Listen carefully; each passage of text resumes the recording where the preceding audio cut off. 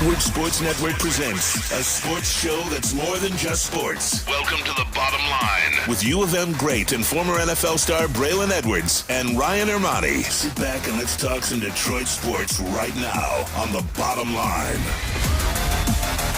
And a happy Friday to you. We are 6 days away from the NFL draft. Don't forget that brass rail party going on. Going to be celebrating with the entire Woodward Sports staff will be there. And today, for the first time ever, the champ right over here, Braylon Edwards, is going to give us a little bit of taste of his mock draft. We're going to go back and forth with people in the chat. And we'll do a fun, first 10 picks, something like that. Make sure it flows well. Make sure it's fun. Make sure it's entertaining. But first, let me introduce myself. My name is Stick. I'm filling in for Ryan Ermani today. We have Flannel Sam rocking that Debo blue today, looking good.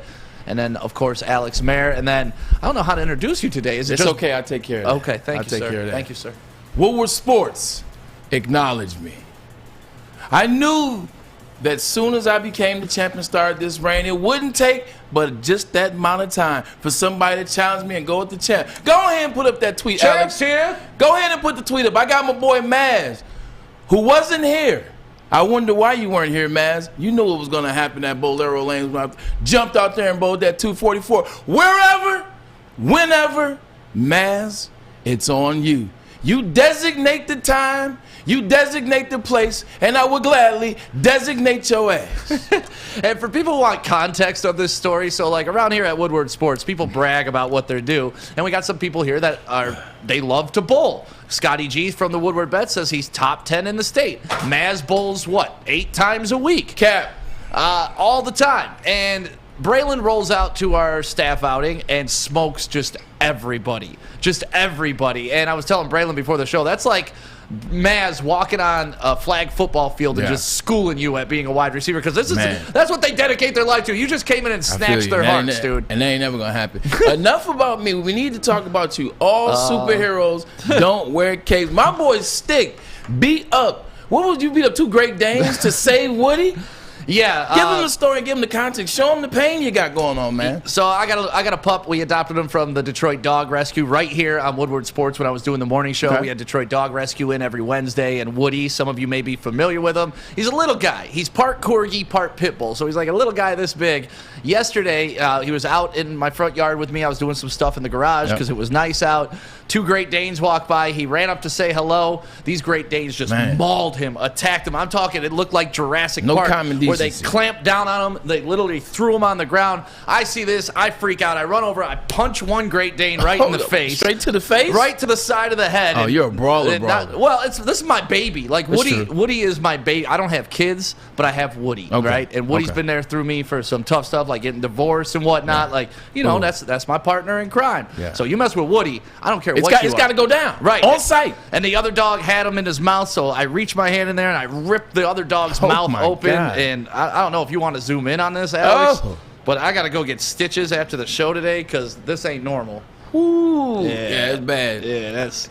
You guys can't see it. You don't want to zoom in? He says I don't want to zoom in. It's quality, can't zoom in on them. But I'm glad you're okay. I'm okay. I'm glad Woody's okay. Woody, I took him to the vet today. He had x-rays done because he had some puncture wounds in him. They wanted to make sure they didn't puncture the lung. This dog bit him hard as hell. What's wrong with these dogs out here, man? It's the owners. It's just like kids. It's gotta be. You can't blame a kid for being an idiot. You got to blame the owner for being the idiot and never having your dog meet other dogs and stuff like that. They just don't know anything and they just attack mode. Dude, it was scary. I've never acted so quick in my life to Fight punch someone in the face. Man, you a thug, because I don't know, man. I think Woody might have just met his end messing with me, man. Man. I'd have took over. I'm lying. I'm a dog guy. I got 2 dogs in the house right now. What's up, Sasha and Nala? Yeah, so Woody's okay. He's home. He's got the cone of shame on his head. I gave him some antibiotics. He's going to be all right. The dunce cone. But they told me he's very lucky this wasn't worse. So Woody, get better, man. And that dog, I'm sorry to the other owner that I punched your dog in the face, but don't let your dog bite my dog. It's that simple. We're not sorry. He's trying to be nice, man. You let it happen again, you're going to have to deal with me, man. Coming in as the champ, too. So, that's been my excitement. The last 18 hours, I was supposed to go to the strip club last night for my boy Anson. You might have had more action in that fight. I did get some action in the fight, but you didn't get to see no things. I just stayed home with the homie, made sure he was okay. Got up this morning, took him to the vet. So I'm coming over tomorrow. Tomorrow we got the fight. The Fury fight Tomorrow. tomorrow. Watch the fight. We hang out with Woody a little bit. Okay. Yeah, because Braylon's like, what are you doing this week? And I'm like, man, I canceled all my plans. I'm hanging out with my dog. I got to be there for him. I feel bad for him. I said, man, I got to come hang out with my guy, man. It's not too far. He's down the street. So there we go. Best of friends. I appreciate that. So, yeah, Woody's okay. Everybody worrying. If you want to go to my Instagram story and see it, it's at Stick Radio. Posted all the pictures of the vet. And just got to thank Detroit Dog Rescue because they helped me out, get them in the vet early and stuff like that. What a great, great thing they do for the city. So Detroit Dog Rescue, if you're looking for a pup or if you're just looking, you got some extra money to donate, best charity you could ever do it to. And speaking of charity, the Yankees were not feeling very charitable yesterday. I saw what you did there. And we experienced it live on the show, and I wanted to touch on this just to kick off the show. Miguel Cabrera getting walked yesterday. The internet spoke. I mean, everybody from all walks of life thought that was pathetic. They thought it was weak. Yes, there were some people arguing that it was the right move because first base was open. I'd argue there was 2 outs, so you didn't need to force a double play. Who gives a hell if you have bases loaded or not? But now that we're almost 24 hours removed from that, you still feeling like the Yankees are some bitches? Yeah. I mean, to be honest, yes, the data shows that was the right play. You walk Miguel, you put him on first, and you see what happens. Austin Meadows actually almost hit it exactly where they want the ball to go. So you see that it was the right play. But come on, man, this isn't Mickey 7 years ago. This isn't the guy that strikes fear into pictures anymore. Now, I understand he went 3 for 3 the day before, but come on. Right. Like, you know what he's trying to accomplish. Like, it's early in the season. Who cares? Like, this isn't going to deter you guys from going to the playoffs. Hell, y'all lost the game anyway. So you just pissed at Miggy. You knew what the fans were. And I think we have some sound by Aaron Boone trying to kind of apologize for it at the same time. Yeah, and he also brought up how Miggy beat him in the World Series like 20 years ago, and this was kind of get back. He's like, you could sleep on $2.99. Oh, like, come on, man. Like you're a douchebag. You got that audio, Alex? Let's hear what he had to say. There's no way to say it. Let's check out this douchebag right now. In a game there, but is that decision to walk Miguel Cabrera at all difficult for you? Oh, absolutely. And you know, I mean, you can make the case of, you know, bringing the on base into play that it's, you know, questionable. Anyway, it was close. Just being down that spot, you know, felt like that was the matchup we wanted there, and you know, obviously understanding the moment in time. So, you know, yeah, a little more gut wrenching than usual. The decision to do it, he's not the hitter that he once was, but he's clearly been swinging a hot bat. Hit 3 against you yesterday. What went into the decision to do it? Not as much. I mean, we got a lot of respect for Meadows too behind him. Just, you know, the left on left. You know, I felt like, you know, the matchup. You know, I just liked it a little bit better in that situation, and it came down to a baseball call for me there, and you know, tough decision. And you know, I thought Lucas executed the pitch, got the soft contact, but you know. I mean, at the end of the day, we get it. Like, yes, that was the right call. That was the right, but that's what you're supposed to do. But it's baseball. He acknowledged the moment. It's something about baseball. They do not like giving up those moment-type plays. Like, football is very different. I don't know why. Football, you catch a 100th touchdown or, you know, your 500th. It's almost like we want you to happen. You saw what happened with Brett Favre. Right. Brett Favre essentially laid down so Mike Strahan can get his 22nd sack that season. In baseball, man, pitchers won't pitch to you. They'll walk you and try to hit you back. It's a different thing, man. Well, and just earlier in the week, Shohei Ohtani, I believe, was going for a perfect game, and someone tried to lay down a bunt to try to break up the perfect game, and people were in an uproar at that. And, like, I don't love that part about baseball. Like, play the game outright. If he gets a perfect game while people are trying to bunt, that's even better. Yeah. Like, don't try to take that away and, like, honor somebody in that way. But at least pitch to the guy. Man, he's right there, man. Like, He's right there. He didn't do anything the first 3 at-bats. What made you think he was going to do something this time at bat? Right. Should have just rolled the dice, man, and just pitched to him. That way you wouldn't have to walk out there looking like some punks. And I was listening to Valenti on the way home yesterday, 97.1, and he said he's a New Yorker. He's a Yankees fan. He said on behalf of Yankees fans in Detroit, we apologize because it was some BS. And he admitted it. So even New Yorkers are saying that it was a BS call. Yep. Pitch to Miggy, let him get the records. If he goes down swinging, he goes down swinging. But you lost the game, so you mean karma's a bitch. Well, and to me as a competitor, like if I'm the pitcher, I want to face Miggy. Yeah. Like I want him to earn that hit against me. If he earns it, clap to you. If I Right. strike him out, I struck out a guy that's on the verge of 3,000 hits. Like, that's a feather in my cap. So I feel like you kind of steal those moments. But either way, we'll find out tonight if he gets 3,000. It's the new MLB. It's what we've been talking about, pulling players as they have perfect games out there with Kershaw, the shift, moves like this. This is that new MLB, because I guarantee you, Andy Roddick wasn't, not Andy Roddick, Andy Roddick's a tennis player, but the pitching staff that they had, Andy Pettitte would have pitched to him. Right. Andy Pettitte would have went right after Dave Cohen, etc. It's a new MLB, it's a new baseball, it's a new basketball, it's a new NFL, very soft. Yeah, soft is the word, but hopefully Miggy gets that 3,000th hit tonight. Make sure you're watching Woodward Sports socials, because our man Rogelio, our Tigers beat reporter, he was there last night, and he posted a great video of everybody chanting Yankees suck after that. And you know what? There is kind of a lack of luster if he does get this 3,000th hit against the Colorado Rockies as opposed to the New York Yankees. Yeah. Like, I would have loved to have it against the Yankees. Yeah, the move was set. I mean, the Yankees are that team. You talk about baseball, the Yankees are the greatest team of all time in MLB. So to get it done against the Yankees, I mean, when they have Giancarlo Stanton and Aaron Judge on the other side, so they got young studs essentially trying to do what Miggy's doing now. The moment was set up, the move was set up for it, and thanks to Aaron Boone, he screwed us on that one. Thanks a lot, Aaron. Yeah, thanks, Aaron. We appreciate you, but at least it gave us all something to talk about, and anytime I can clown the Yankees, I love that. Seems like Detroit has a thing with people named Aaron. Starting to build that. I'm starting to pay attention, see if I can come up with some more Aarons. All right, we'll do that, and we're going to come up with Maurice Jones-Drew. Remember him? I do. Great running back out of Warren De La Salle High School. Really? I didn't know he went to De La Salle. He was there. He went to school. Matter of fact, I hosted him on his trip. Maybe that's why he didn't come. But he came with Matt Gutierrez. Matt Gutierrez, the quarterback. Warren De La Salle. I honestly did not know he was from Michigan at all, period. No. Warren De La Salle, Cali. De La Salle and Cali. Yeah, excuse me. I was like, damn, MJ was from here? That would have been a bomb drop. No. The undefeated school out there in California. Yeah, De La Salle in California is no joke. Monty Toomer went there as well. Yeah, that's a hell of a school. So he came out with a mock draft, and he has 4 quarterbacks going in the top 10. 4. That's pretty much like last year, and everybody's saying this quarterback class is not nearly as strong. So we'll discuss that, which quarterbacks he said, and where they're going, coming up next. My name is Stick, filling in for Ryan Armani. That is Braylon Edwards. Woodward Sports Network, this is The Bottom Line. It took exploring 50 different formulas and hosting countless taste tests, but we believe Gypsy Vodka is the smoothest vodka on the market. Don't believe us? Ask the owners. We're Mike and Adam Kazanowski with High Five Spirits Distillery. We're in close to about 1,200 locations throughout Michigan. We wanted to create a brand that was geared more towards freedom, love, adventure, and at the end of the day, we really wanted to tell a story that inspired other people to take risks, follow their dreams, whatever that might be. The official sticker partner of Woodward Sports. When it comes to stickers and signage, think Sticker Genius. We support this local Detroit business, and we are excited to show you our latest project, the Planet Fitness Studio from Sticker Genius.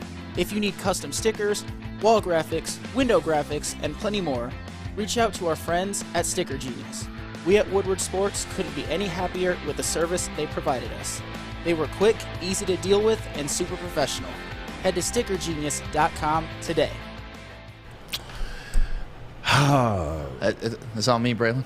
Oh, you going to Braylon? Where are we going, baby? You go. Go ahead and knock out that clean Actually, cut. Nick Leach just walked in. Nick Leach, come over here real quick, because we're talking about Lady Jane's, where you could win $100,000. If I'm not mistaken. Yep. All you got to do is show up to one of their local stores, and you could get qualified for that. You see this beautiful man right here? He just got his haircut Check at that guy Jane's out, ladies. By our lovely Alyssa that sits right outside the studio. Look at him. All around Metro Detroit, if you want to look like Nick Leach, I mean, not all of us can be that beautiful, but we can try with the hair. It's the eyes for me. Oh, baby. Lady Jane's, it's wicked awesome. Win $100,000. Show up anytime, walk in, and find out how. I think Nick Lee just made you blush over there, Stick. Citron World is aspirational lifestyle beverage brand with a line of sparkling flavored energy drinks, as well as premium bottled water and revitalizer shots. Citron is fashionable, Citron is functional, and Citron is also fun. Check out their stylish brand design with unique crown in their cool bottle designs. Citron is with you for all of life's most memorable moments. Whether it's clinching a playoff win, we damn sure need some of those in Detroit, closing a big deal, or a fun night out, Citron is made for the moments. Drink it, live it with Citron. Welcome back to the Bottom Line right here on the Woodward Sports Network. Thank you to everybody that's listening on the Roar right now, everybody that has downloaded our app, which is free and available for you right now in the Apple or Google Play Store. I just saw a bunch of the crew walking out. Are we going to do trivia now, or did you want to get into the...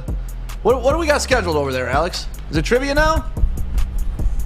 Before the show, we said trivia second segment, but we did just tease Maurice Jones-Drew, so it's up to you guys. I mean, no, if they're here, let's do the trivia. Come on. Well, they actually just walked out. All right, then we're gonna do Maurice Jones-Drew. Yeah, it's that simple. Okay. And shout out to Big Boy. I was looking at that. I love this angle, this camera angle. This is a good picture. Yeah, the revamped Big Boys are awesome, by the way. Make sure you go check them out.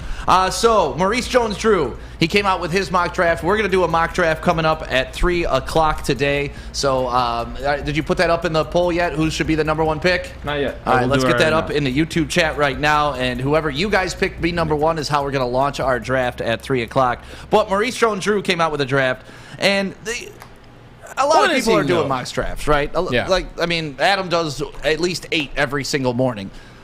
But Maurice Jones-Drew had something that I haven't seen. That is 4 quarterbacks going in the top 10 this year. Last year, obviously, 4 quarterbacks, pretty simple. You know, they went 1, 2, 3. This year, I don't know what the hell's going on with this. Do you think 4 quarterbacks are going to elevate that high in the draft? So 2 things. 1, the crew is back. Yeah, 2, we'll get to them next segment. Here's what I'm going with that. I got 2 questions. 1, how much does Maurice Jones-Drew weigh right now? Because last time I saw him, he was footing 3 bills. Is it him or Eddie Lacy? Who's heavier? I think Maurice Jones-Drew because he's shorter. Like, you got to go with that. I think he has more mass to his actual frame. And then 2, what the hell is he smoking out there in California? What do they smoke? 4 quarterbacks are going in the top 10. Yep. Please tell me which 4 teams are taking a quarterback in the top 10. And by the way, these 4 quarterbacks, who's taking 4? Well, I will tell you, and it's not the Lions. I'll tell you that much. So it takes us smart. out. But the first quarterback off the board is going to be Kenny Pickett, he thinks, at number 6 to the Panthers. We all know the Panthers need a quarterback, so there's 1 off the board. And then you get a run, 8, 9, and 10. You got Malik Willis going to the Falcons. You got Ritter going to Seattle. And you got Corral going to New Orleans. Now, all those teams do need quarterbacks. I just don't see this draft going that way. Yeah, now the crazy thing about that is, like you said, all those spots do need quarterbacks. So if this was last year's draft, fine, no problem. If this was next year's draft and with the potential that next year's draft had, fine. This year, I don't see these teams drafting. I'm telling you, I see with the Saints, I don't see the Saints drafting Matt Corral. You already have Taysom Hill. You already brought back Jameis Winston. Matt Corral does you no favors. I don't see them drafting him. Desmond Ridder going in the top 10. There's talks of Desmond Ridder not even being in the midway of the second round, and he hasn't been in the top 10 picks. Yeah, no, that's ludicrous. Number 9. That's ludicrous. That's ludicrous. Absolutely ludicrous. Of all the quarterbacks, who do you like the most out of this draft class? Kenny Pickett. I think at the end of the day, one of the big things that I pride myself on, I pride myself on, did you win in college? He was 11-2 last year. They won ACC. Like, you saw whenever he had a chance, and he got better and better as the year progressed. When those winter months come, when it gets to November, when it gets to December, that's where your players, your best players, especially your quarterbacks, they got to play their best football. And it seemed like to me from what I saw each of the last 2 years with Kenny Pickett, once it got to October, once it got to November, he played his best football. Hell, the infamous slide was at the end of November. Amazing move, amazing play, won them the conference championship. And he had a great receiver too, by the way, on that team, man. But I think he's the best overall quarterback. I think he's accomplished the most. I think he's the best quarterback. What I saw, the film won't lie, and I think he has the best film out of all of them. You know what's interesting about this year's quarterback draft class compared to last year's is last year's quarterback draft class, a lot of them were coming from predominantly good college programs, right? This year, you got Malik Willis from Liberty. You got Kenny Pickett from Pitt, not normally a powerhouse. You got Cincinnati quarterback. So I always look for those types of guys that can take average programs and elevate them to be relevant, and you're getting a lot of that this year. So even though last year's quarterback class was very highly touted, I think this year's quarterback class has a chance to be better in some ways because these are all the guys that didn't just go to an Alabama like a Mac Jones and have all the receivers that you want. And obviously there's exceptions to the rule. Like Joe Burrow went to LSU. He had all the weapons in the world. Joe Burrow's the baddest man on the planet, if you ask me. Yeah. But I love when guys can take small programs and turn them into big market programs. No, I agree with that. I mean, I've always been a big market guy. I've always been a big team guy. But you can't appreciate that. You look at the Byron Leftwiches of the world, what they did with Marshall, Chad Pennington. You look at Ben Roethlisberger. Ben Roethlisberger went down the street to Miami, Ohio, and what he was able to do with that program. I actually played against him. It was the first game I played in college was against Ben Roethlisberger. We beat them by 35, but he had 400 yards passing. That's a big-ass quarterback, too. He was big then. He was always big. He had I want to say 388, 2 touchdowns. Like, he had a game. Like, they got blown out, but you knew that he was going to be a stud. Also, Western has got Caleb Ely that I like as well. There's another quarterback that's coming back this following season. He'll be back as well. So, small schools, small markets, teams do their thing. I like it, too. Yeah, so 4 quarterbacks in the top 10. Crazy. I think it's crazy, too. Crazy. Not this year, not this draft. What up, Easy, taking pictures over there? Easy's getting ready for his questions. Out of all these guys, I've been a Malik Willis guy since day one. Yeah. I still think the Lions should possibly take him at number 2 if that's the route you want to go. Like, if that happens on draft day, I'm not flipping the coffee table. I'm not freaking out about it. It's like, okay, that's the direction these guys want to go in. And I'm not sure if that's more because I believe in the guys picking him now that I never could before, or just that I know we need a quarterback down the road eventually, so why not get the guy? And the hype around Malik Willis is only growing. Right. Like, they're starting to compare him to Mike Vick now. They're starting to compare him to other great. They're saying if he came out last year, he would have been comped to Trey Lance and probably even better than Trey Lance. I haven't seen Trey Lance do anything, so I don't know what that means, to be honest. But when you talk about the comparison to Mike Vick was a monster at Virginia Tech. Yeah. Now, I know he has the big arm, and I know he can run. I think the more so the comparison is because he's 6'1", he has the big arm, he's black, and he can run. But you watch Mike Vick, different quarterbacks. They're different traditional style quarterbacks. Malik Willis is more of a Russell Wilson type quarterback. He wants to be in that pocket. He wants to get the ball down the field. He wants to pass the ball. He wants to extend the chains. And, oh, by the way, if I need to run, I do run 4-3 or I do run a 4-4-1, so I can run and can't get by you that way. Vic was always trying to get the hell out of Dodge, and he was always trying to run. I'm not necessarily terribly mad if they draft him at 2. Everything is telling me it's just not the pick. He's not the pick. The numbers that he's had, the stats that he's had, I watched the game, the film that I watched. Everything is setting up and telling me that he's not the guy. I hope I'm wrong, but for a surer thing, Kayvon Thibodeau, man, I won't come off that Kayvon Thibodeau at 2. I just won't. I just feel like I have major FOMO with Malik Willis, because I see if we pass on him and he's great. Let's say he goes to the Carolina Panthers, and all of a sudden, let's just say Cam Newton, because that's the last great Carolina Panthers quarterback I can remember. If he turns into Cam Newton and we're sitting here still fumbling around, trying to figure out who's next from Goff, drafting a different guy that doesn't work out, I am just going to hate us for not drafting this kid. Yeah, I mean that. But that's all fear-based. I'm admitting it's fear-based. That's how the Detroit fan base is. Because all these moves that the Detroit Lions have passed on. You look at Herbert. You look at, and the list goes on in terms of quarterback that the Lions have passed on in the past 5 years. You look at that; it's been terrible. So you do have a right to be nervous and be scared and be fearful. I think, but if you don't draft him, he turns out to be a good thing. I think you're building. Brad Holmes is building the program the right way. Yep. He's building the program the right way. That means you got to trust his pick 2. You got to trust his pick 32. You got to trust his pick 34. You got to trust what they're being able to do, because they've shown us no reason not to trust them so far. Trusted the 4th-round pick last year. It turned out pretty well. First-round pick turned out pretty good, too. Yeah. Everybody goes back to Micah Parsons, and what Micah Parsons did. Penei Sewell was nothing to sneeze at last year. Yeah, and that's comparing apples to oranges, 100%. really. Like, what would Micah Parsons have done on the Lions defense last year that had just holes everywhere? He still would have been a monster. He still would have been a monster, but you didn't have a shutdown corner behind him like he did in Dallas. You didn't have DeMarcus Lawrence in front of you. You didn't have Randy Gregory come back and be on the other side of you. You're absolutely right. I do understand what you're saying by that. So, Micah Parsons, that was when we did our mock draft last year. Don't get Maz started, man. Yeah, I know Maz is still on him, and I love Micah Parsons. He was, when we did our original mock drafts last year, Micah Parsons was who I had us taking, because that's who I wanted. But, you evolve. You learn. You take it new, as our friend Neil Rule. When I get new information, I'm allowed to change my opinion. And I got new information, and Penei Sewell was that dude, and I'm so glad he fell to us last year. All right, we got the young fellas in the house, and it's time for some trivia. Friday. We got Easy coming in. These questions too, by the way. Nick Leach, and of course, the sexy Jeff will be here as well, and we'll get into that.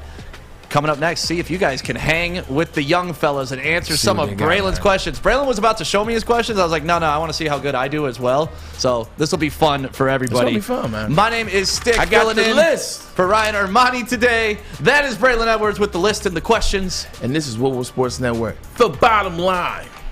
Get it. Hi, my diamonds. It's Crystal with an X. You want to get hot and perfect like me? Here's my super easy routine. Drink at least a gallon of water before you wake up. Attach a weight to everything in your house. Hello? Sell your car and just sprint everywhere. Scream when you exhale. Don't follow Crystal with an X. Do your own thing at Planet Fitness with tons of equipment and free fitness training in our clean and spacious clubs. Join now for just $10 a month and cancel anytime. You have an opinion? Make sure it's seen and heard. Corner, jumper. Tweet us, hop on the YouTube chat, slide in the DMS at Woodward Sports on all social media. Chili peppers tanning. Pepper. I'm telling you, man, it's going to be 80 degrees this weekend. You want to be out there. You want to be looking good. You want that Cool underwear, bronze, man. get that base before the sun hits for the summer. You got to go to one place, and that's Chili Peppers Tanning. They got all the lotions for you. It smells so good in there. It's super clean, too. What does it smell like? It smells like coconut, and I love that smell. It smells like vacation. Ah, That's literally okay. what it smells. You walk in there, and you're like, oh, I'm on vacation. Okay. So go to I can Chili go with Peppers that. I'm bad Tanning. with that. Make sure you join the Pepper Club, and they will beat anybody by $5. Chili Peppers Tanning locations all over Metro Detroit.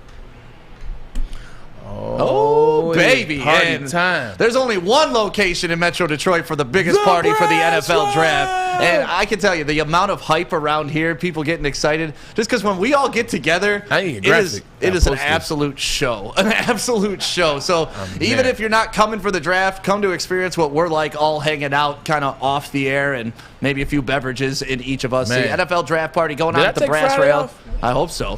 Free to get in. Free to get in. Come with your boys. Come with your girls. Come with everybody. Let's party. It's going to be a good one. We're the only ones throwing a big draft party in the city because I think we're the only ones who care about Detroit. So we'll see you at the Brass Rail.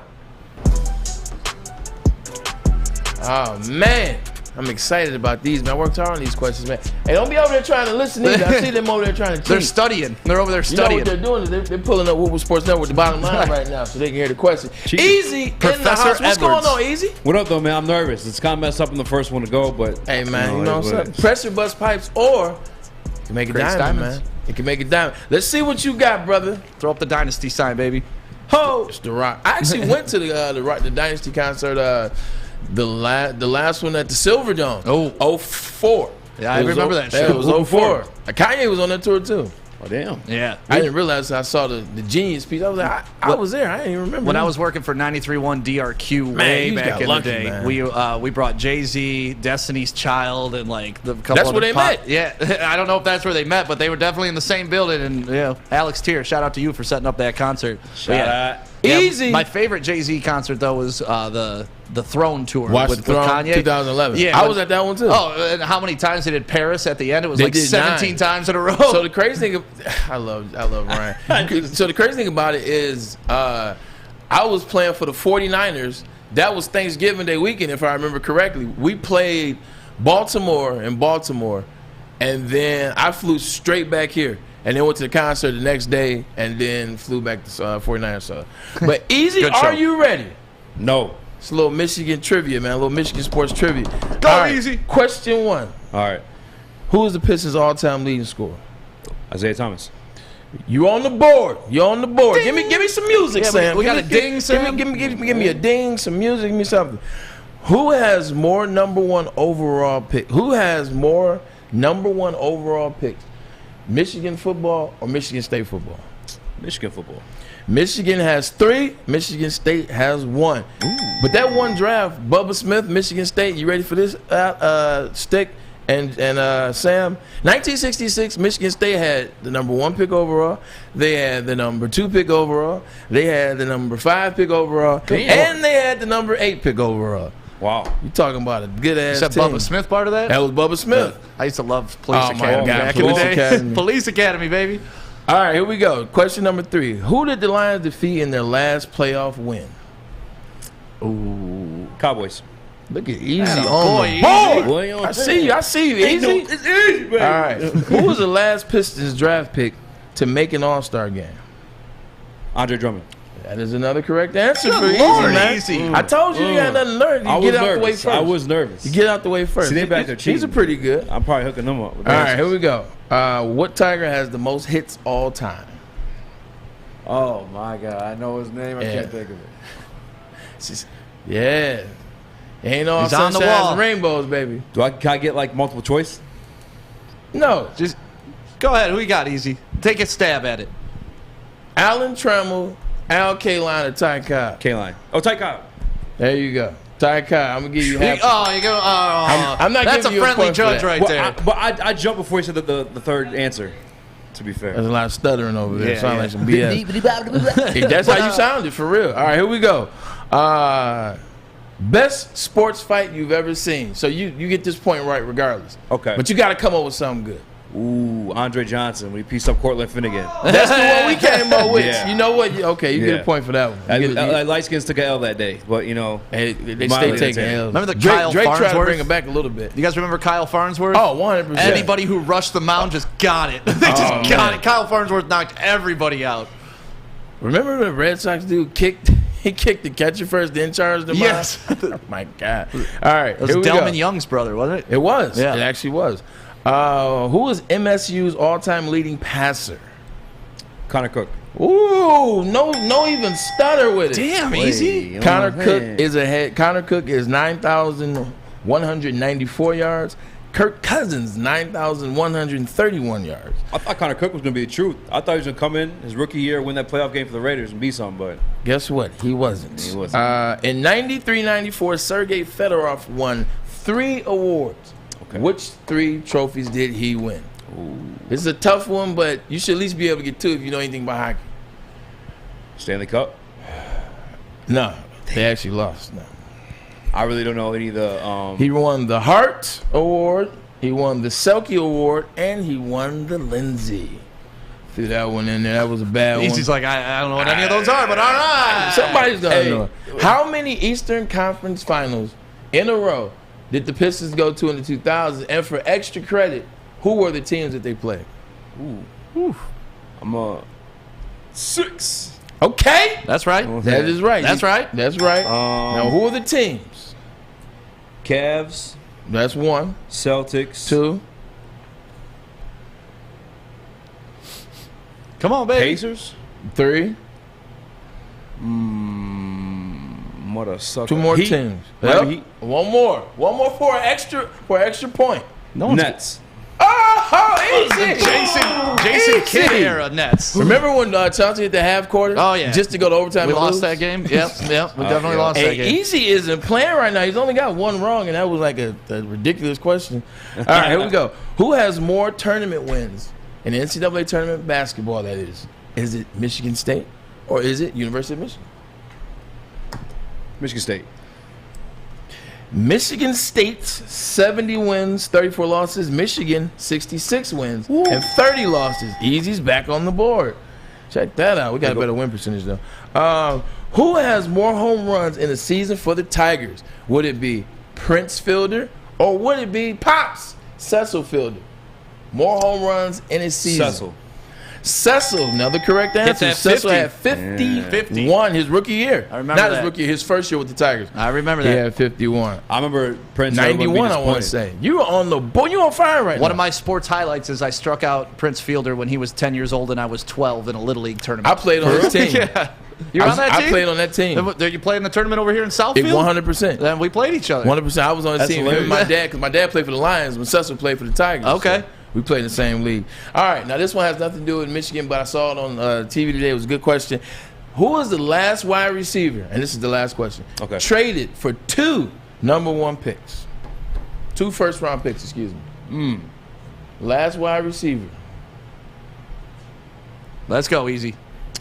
All right, let me think. I'm thinking. My bad. I was So thinking that No silence in the entertainment, 2000 understand. era. That's, Right. the So let me only, think that's the out only loud. hint I give you is the 2000s era. 2000s. I might have to give up on this one, man. I don't know. Was it Roy Williams? Oh, no. Was it Roy? Didn't we get 2 first for him? Like 1 and a third. Devontae Adams. I know it's wrong, but who was it? He wrote a book called "Just Throw Me the Damn Ball." Keyshawn Johnson. Damn. Keyshawn He Johnson. went for 2 number ones in 2000 from New York Jets to Tampa Bay Bucks. Hey man, you rolled on that. How You did got Easy 11. get? He got 11. 11 and It's 11 questions because he got a bonus. So Easy, baby. He That got a Ty perfect Cobb score. one should there's count. no way Leach. Send in. Yeah, who we send sending in Jeff next? in next. Jeff? Send Jeff. Send I Jeff. bet. Well, looks like Leach is coming in. So Oh, Leach is cutting it. Leach. We'll get to Nick Leach coming up next to He's see got where that. he lands on these 11 questions, and we're just having a fun little competition. What do we got for the winner of this? What do you $20 want? bucks. 20 bucks? We got $20. Ooh, 20 bucks. We got a hot twink. All right. Sign me up. So We got a hot twink. All right, brother. You ready for this? All right, hit me. Hey, I got. Well, let's get him coming up next. I got to warn you 'Cause before we go Easy- to break. Uh-oh. Easy got a perfect score.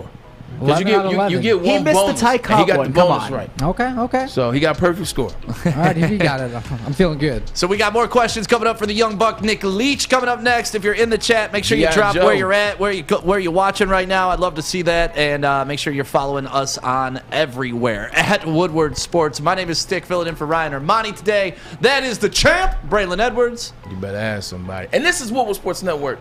The bottom line. At Wing Snob, staying humble's not our forte. We just have better wings. We're back at it again with our crispy golden brown fries and our famous boneless wings. Juicy, tender, hormone-free chicken. Your favorite signature sauces with no bone. Just when you thought Wing Snob couldn't get any better. Order online at wingsnob.com today. Wing Snob. We just have better wings. Make sure you download the Woodward Sports app in the App Store and the Google Play Store today. Take Woodward Sports with you wherever you go and listen live on your phone or mobile device. Ooh, it is Friday. That means Seafood Fest is going on. Actually, Seafood Fest going on throughout the entire weekend, but today is the buffet. And that means you can pull the Maz and go assault the buffet. Get all that popcorn shrimp, like put it on your plate up I don't to need that here. much food. And then just nom, nom, nom, nom, nom, nom, nom, nom. That's how you do it at Big Boy Go every be action. Friday for that seafood buffet. They got it going on to the 24th. So make sure you hit them up. Great fish sandwich, too. And just make sure you check out Big Boy. They're local sponsors of us, and we appreciate them. Speaking of Big Boy, man, can we just stop playing and go get Deebo Samuel already? Can we just go get him? The amount of people at this network that don't want him is astounding to me. Here's the thing about it, too, and this is what I was thinking, too. You get Deebo Samuel now. You clearly have enough money. You give up the first round, second round next year, whatever it takes. You get him. You pay him $22 million this year. That's going to be a steal. Because with Jalen Waddle, Justin Jefferson, Jamar Chase, what those brothers are about to do to Cooper Kupp, what these guys are about to do to that wide receiver dollar tag, man, get him now. Get him now, get him cheap. He's a great player, and you can get him now, get in now. You have the money now. And just the cultural My fit. Like we were God. talking in the back, just him and Swaggy coming out of Yeah. the tunnel, that dancing would be together. great. Oh, it's set and then Ford go out Field there on and, fire. and then go out there and like lay people on their ass because that's what they do. Yeah. Lions are a physical team. Yeah. And they've added a couple pieces. Debo's a physical offensive wide receiver. I mean, he's a physical offensive player, but he adds to that same physicality that they're trying to build. Leach, you are on deck. Let's get it popping. Name the Pistons' all-time leading scorer. Or who is the Pistons' all-time leading scorer? It's rapid fire, Leach. Yeah, I know. I got to get a minute to think. Easy got 12 minutes in here. Yeah, we don't want to repeat that. I'm going to go with, I believe it's Joe Dumars. Other guy. Is it Isaiah? Yeah. Isaiah Thomas. I thought it was a trick question. I knew it was one of the two. None of these are trick questions. They're all pretty straight up, just to let you know. Perfect. Yeah. All right, let's get you on the board here. Who has more number one overall picks? Was it the University of Michigan or is it Michigan State University? Oh, that's easy. Michigan. Michigan has 3. MSU has 1. Alex. Who did the Lions defeat in their last playoff win? Dallas Cowboys. There you go. You're on the board. There we go. Who was the last Pistons draft pick to make an All-Star game? Yeah, this one's It's interesting. Andre Drummond. There you Yeah, go. it is. Yep. There you go. We're on the board now. What Tiger has the most hits all time? Ty Cobb. There you go. There you go.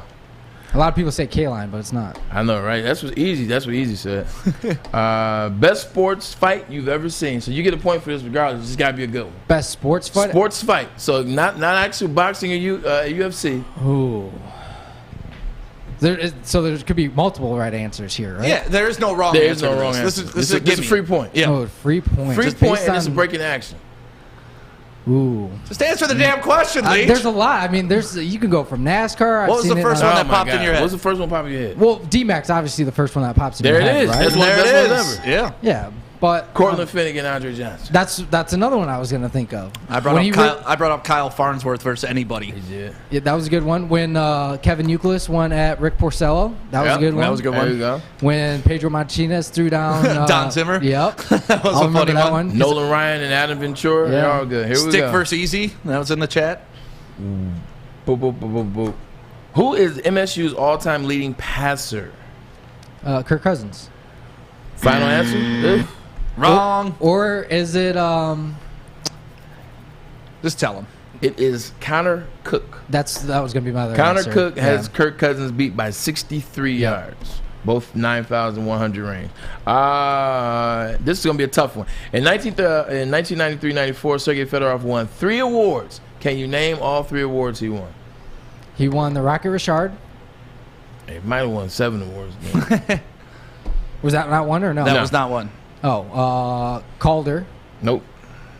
0 for 3 on that one. You might as well just tell me. This is what Easy got wrong, He too. so won you're the good. Hart, the Selke, and the Lindsay. I was going to guess Selke, but I didn't think he was that nice of a guy. But All right. Apparently, he tricked And after somebody. this, go explain to Easy what all of those trophies mean, because he had no idea. yeah, Hart's MVP, Selke's the nicest one, and what was the third one? Lindsay. Ted Lindsay. I can't remember what the Lindsay Lindsay's award like is. score or something like that. Anyway, I don't know. How many Eastern Conference Finals in a row did the Pistons go to in the 2000s? Okay, you got that right. For a bonus, for extra credit, can you name all 6 teams? The 6 opponents. There it is. He's on it. So Celtics in 08. Mm-hmm. Cavs in 07. He's going backwards, ladies and gentlemen. Hate LeBron. There it is. 05 was Skip they made 06. the finals. Or 06, excuse me. 06 was Miami Heat. Yep. D Wade won. 05 was. This is gonna be a tough one because I got to the finals, but I want to say. You actually said it already. You said you mean the opponents. So it's only. Was it? It wasn't Celtics. 6 years, but it's only 5 teams. So 1 team twice. Was it Celtics? Or Cavs again? It was Heat back to back. Oh, Heat back to back. And Okay. the Nets. Pacers and Nets. Pacers. Okay. Yeah, I say. And the Ted Lindsay Award is for the National Hockey League's most outstanding player during the regular season. Okay. There you go. All right, here you go. Who had more home runs for the Tigers in one season? Was it father or son? The Fielders. Oh, Cecil. Yes, Cecil had 51 Yep. in 1991. Who has more tournament wins in the NCAA tournament? Is that U of M basketball or is it Michigan State basketball? Ooh, see, this factors in. Now, like, this one could be tricky. This is a tough one, but I'm gonna go with the University of Michigan, even though I think the answer is Michigan State. Michigan State 70. Michigan State 70. Michigan 66. Oh, see, Got I us just about 4. I thought the last push and the early days. All right, last one. Last receiver to be traded for multiple first-round picks. It was early 2000. Last receiver. Yep. Was his name Braylon Edwards? Hell no, I wish. What did I get? Randy traded Moss? for? No, that was actually a good guess. No, it was not. I give Did you Randy one Moss more. ever get traded? He was just a free agent. He got traded from Minnesota to the Raiders. Okay. And then he got traded. Actually got traded from the Raiders too. Keyshawn Johnson. Keyshawn. Send Jeff in here. All right. What did Leach get? Leach got 8. All How right. many did Easy get? Easy 11. got 11. Oh, he got all 11. Yeah, right. Easy nailed it. Easy nailed it. All right, Jeff, we're going to go super rapid fire here. Braylon, just run through these real quick because we got about 3 more minutes before we go to break. All right, got you covered, Jeff. This is going to be bad. No. It's going to be good. You're going to know your stuff. Start off with a layoff, man. Start with a layup. Who's the Pistons' all-time leading scorer? All-time leading scorer, Isaiah Thomas. There you go. Yeah. Who has more number 1 overall picks? Is it U of M or is it Michigan State? U of M. U of M, 3-1. Who did the Lions defeat in their last playoff win? That would be the Cowboys. Yes, sir. They know their Detroit sports. Who's the last Piston draft pick to make the All-Star game? Traffic. I like how you phrase that one. You like that, right? I like how you phrase that one. Grant Hill. Ooh, Jeff, the basketball guy. The only one who doesn't get it. Andre Drummond. Andre Drummond. Yeah, he did have a 1 year. Because it was like twice. Back to back. Yeah. Andre Drummond. Here we go. What Tiger has the most hits all time? You still can tie easy right now. Most hits all time? Yeah, all time. Miguel Cabrera? Tiger. Oh, Tigers. I mean, yeah, I don't know. Ty Cobb. Okay, there you go. Ty Cobb. And that's why I cover the Pistons. Highest batting average at 420 too. This is true. Best sports fight you've ever seen? Oh my God, D-Mac, Claude Lemieux. Yeah, that's nothing wrong with that one. Yeah. Who's MSU's all-time leading passer? Kirk Cousins. That's always the guess. You're close.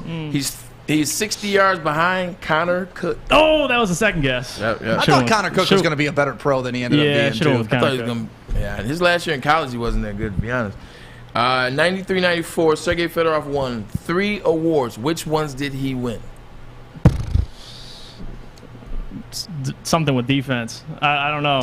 Hart, Selke, and Lindsey. Yeah. I figured I had to throw a Red Wings question in there.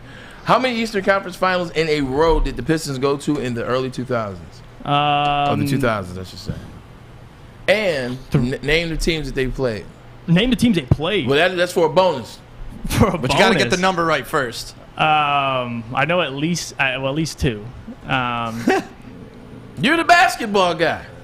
But 3. It's funny because Jeff and I were having this conversation yesterday about him being the best. What year were you born, Jeff? Yeah, I was 4 years old. He was 4 years old in 04. So, So when the Tigers won in 84, I was 3 years old, and I remember it because I know of it, but I don't remember it. I saw pictures and I equate those pictures to my memory. Right. I was one. I know Big Shot Rob, and then in the finals that year, and then after that, before that, we won. So I'm gonna go with 3. They made it to 6 in a row. 03 through 08. Dominance, Jeff. You'll see that at some point in your life. I promise you. Hopefully. They played against the Nets, the Pacers, the Heat, the Cavs, and the Celtics. Who has more tournament wins? Michigan or Michigan State? Michigan State. Don't say it like that, okay? It's only by 4. Okay, I got you. Okay, we haven't lost as many, I'll tell you that. Who has more home runs in the season for the Tigers? Would it be Prince or would it be Cecil Fielder, also known as Cecil? Give me Seltzer. I don't know. Seltzer? You call him Seltzer? You want Seltzer and vodka? Seltzer, not Seltzer. It would be Cecil. Cecil. Give me that dude. You never heard of Cecil Fielder? I've heard of him, but I don't see me walking. Last name Fielder before. Yeah, that's the thing. The last name. Here you go. Last receiver, and this was in 2000. Mm-hmm. He's the last receiver to be traded for multiple first-round picks. Name that guy. 2000. Yep. He wrote a book, and it was entitled "Just Throw Me the Damn Ball." Oh God! No, the fact that you said that, and quoted it like that, I feel like there's a couple of receivers that come to mind. Throw me the damn ball. But T.O. probably comes to mind too. He's on ESPN. This guy is West Coast. Keyshawn. Okay, that was where I was going. You got to give me a second. Keyshawn's the only guy I know on ESPN that played receiver. I give you that point. I did kind of. So there we go. So who we got as the winner? So I owe Easy $20. Easy, baby. See, Easy money. When you go first, what's your cash app, brother? I can send you cash app. Oh, yeah. Good job, Sometimes Easy. when you go first, man, you get it out the way, man. Yeah, that's true. Hey, good job, young guys. Appreciate you guys coming in. I need 10 more years. No, it's awesome. I love that. I love trusting people's knowledge. Braylon was going to tell me the questions, so I was guessing along with you guys. Easy, I think you would have beat me too. So good job, Easy. Good job, See Easy. you out here, Easy. Sick of losing to Easy. That's what I'm tired of. Easy's the man. It was fun though, man. I came with some good questions. I try to mix up the timeline a little bit, you know. Well, coming up next, we get what is becoming everybody's favorite segment of The Bottom Line, Braylon's Breakdown. Who we breaking down today, man? I think we're going to break down Chris Olave. Chris Olave started the year last year for Ohio State's the #1 wide receiver in the country. He's still believed by many to be #1. It's just silky smooth. We'll talk about him. And also, we'll talk about Jameson Williams. I think the fastest receiver in this league. All right. In this draft. My name is Stick, filling in for Ryan Ermani today. That is Braylon Edwards. The show name is Woodward Sports Network, The Bottom Line. And we'll be right back with Braylon's Breakdown. Let's do it. 32 teams, 7 rounds, 224 young men who today are about to become players in the National Football League.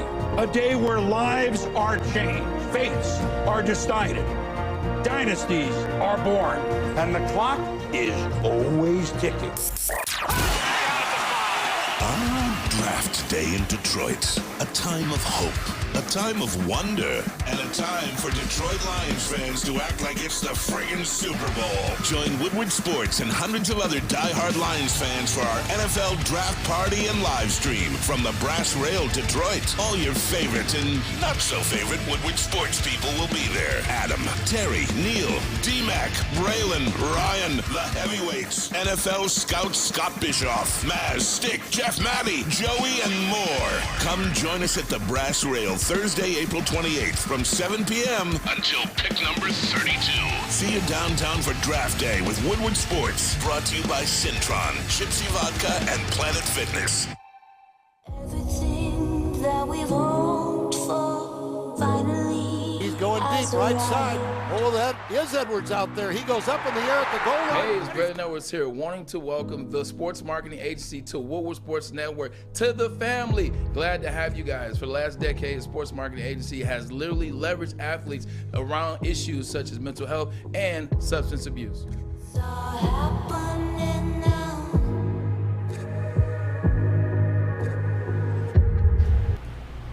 I'll tell you what, Guardian Alarm, I'm going to have them come up to my house because, as you know, my dog got attacked yesterday in my front yard, and I wish I had the video of me punching that other dog right in the face. Don't mess with Woody. And you know what? Guardian Alarm will hook you up. All surveillance at all hours inside and outside of your home. And literally, we walked into their office, and they had people there watching other people's homes. So while you're away, you can feel secure to know that if anything pops off at your place, Guardian Alarm has your back. So if you want that sense of security, it's real easy. Just give them a call today. Mention Woodward Sports. That number is 1-800-STAY-OUT! 1-800-STAY-OUT! And 1-800-STAY-OUT. Yep, that's it. Call Guardian Alarm today. Get everybody else to stay out.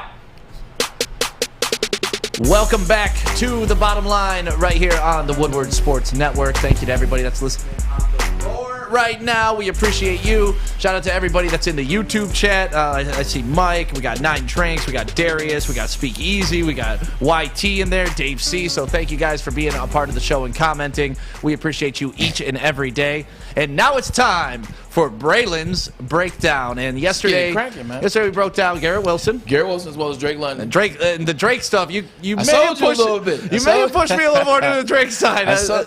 He's just a big guy, man. Yeah. He's big, he's physical, he can run. Like, that's the thing. He still can run a 4-3. He's a 4-3 guy. Runs all the routes, man. Like, guy can run the comeback. He can run your curls. He can run your in-breaking routes, your out-breaking routes. And obviously, he can do the jump ball special, man, the 50-50 ball. So, tough guy not to draft if you have the opportunity. Yeah, he looked like he checked every single box in the breakdown yesterday. You know, Garrett I Wilson. Love the physicality, too, man. Garrett Wilson I liked, but I liked his speed more than anything else. Right.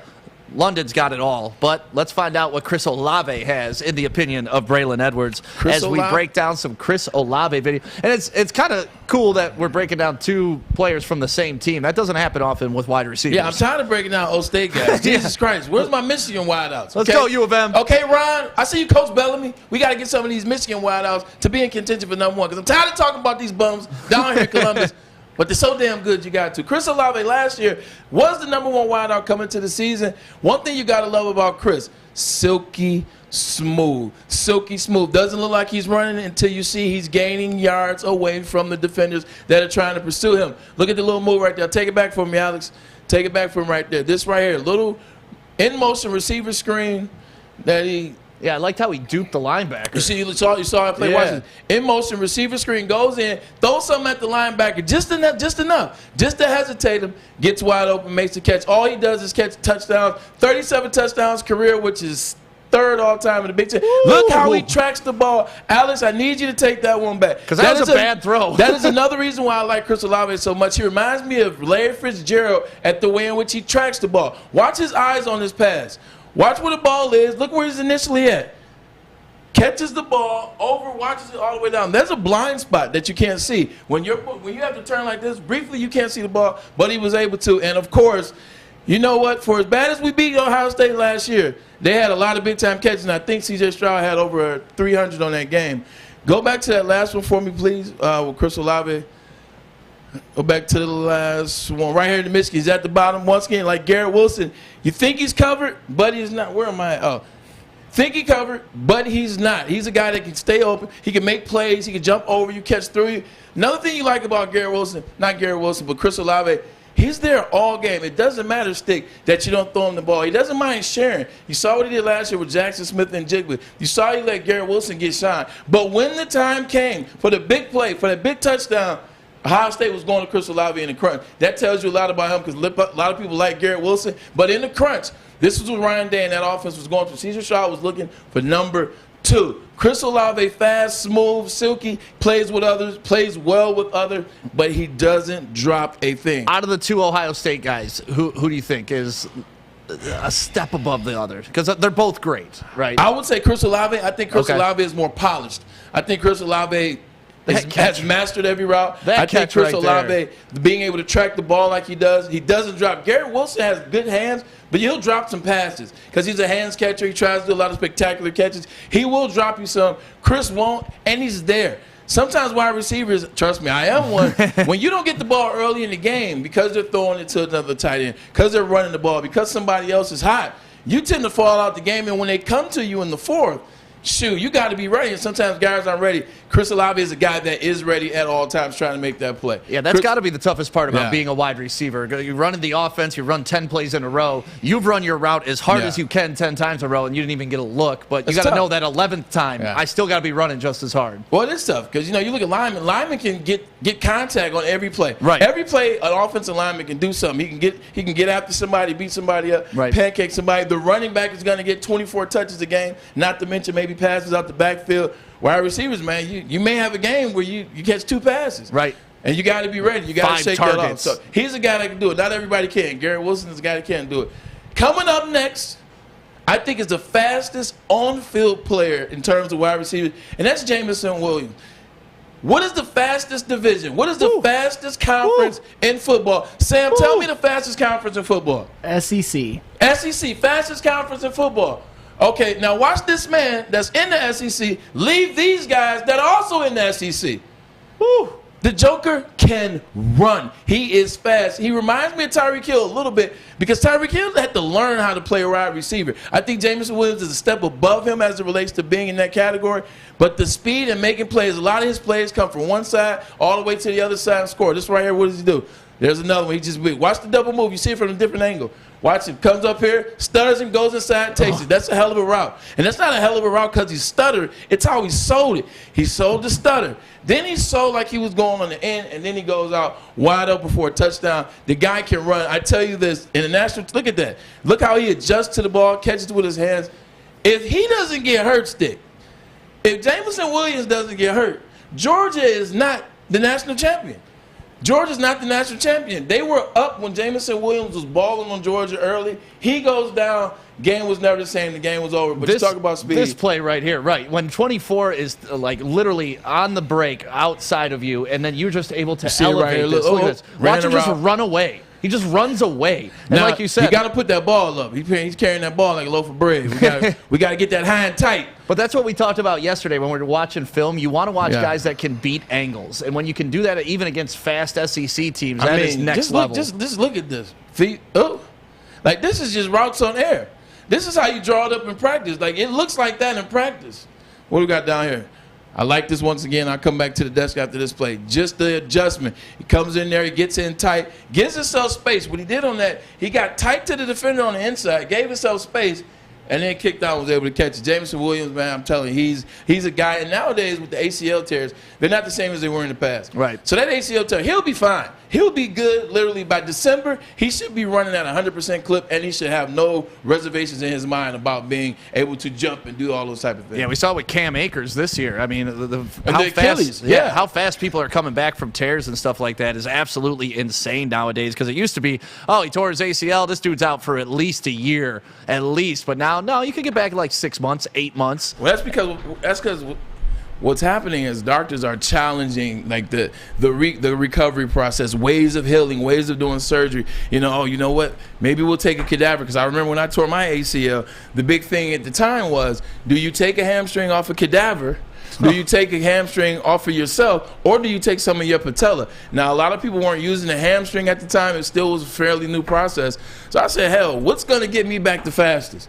They said, well, taking from the hamstring will get you. They took a little piece of my hamstring off my left leg. They wired it into my ACL and did that, and I got back faster. But I noticed my left ACL, my left hamstring was weak, so I used to always have to work on that. So there are always going to be something when you recover. Honestly, it's amazing that they're like taking body parts out of dead people and putting them into NFL players and be like, get back out there and be somebody. Well, that's why I told them no. I'm cool on that. Like, I took my own hamstring. Like it was a thought process. My dad, my mom, myself, we were trying to figure out what are we gonna do, what are we thinking. I said, cadaver, hell no, abracadabra, my ass. I said, I go with a hamstring. It came from my body. Got a question in the chat. Do you think Williams is available at pick 32 because of the ACL? If he was available at 32, it would be because of the ACL. Okay. People have some reservations thinking that he just did it because, I mean, don't get me wrong, he did just tear his ACL, but we've seen it before. You know, where a player that was going to go high. You look at a Willis McGahee type situation. Willis McGahee was the guy that was going to be top 5 pick in that draft. Might even have won Heisman if he started that year.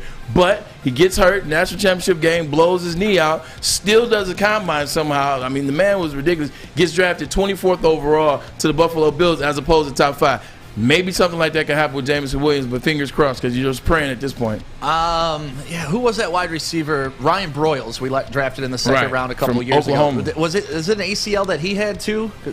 I believe so. Yeah, and unfortunately he was never able to get back to form. So that still kind of scares me, but also, like you said, that was 5 years ago. So technology has changed since then. Coming up next, our mock draft, and we had it in the poll, who should go number 1. That was decided by you. Then Braylon and I are going to go back and forth for the remaining picks. We're just going to do probably the top 10. So if you got some opinions, you want to be a part of the conversation, make sure you're dropping that in the chat. We are doing our mock draft coming up next. My name is Stick, filling in for Ryan Ermani today. That is Braylon Edwards, fresh off Braylon's breakdown. And this is Woodward Sports Network, The Bottom Line. I'm Kay Cunningham. I'm proud to partner with Hall Financial, the mortgage company known for 5-star service. Don't just take my word for it. Check out their 5,000 5-star reviews for yourself. Go to callhallfirst.com and get started with your 5-star experience today. You don't have to go to the beach, man. You don't have to get your butt crack full of sand. You just need a little chili peppers, man, to get that glowing beach chili peppers tan. Woo! With 26 locations in the Metro Detroit area and more coming, Chili Peppers Tanning is where you'll find the cleanest salons in the D.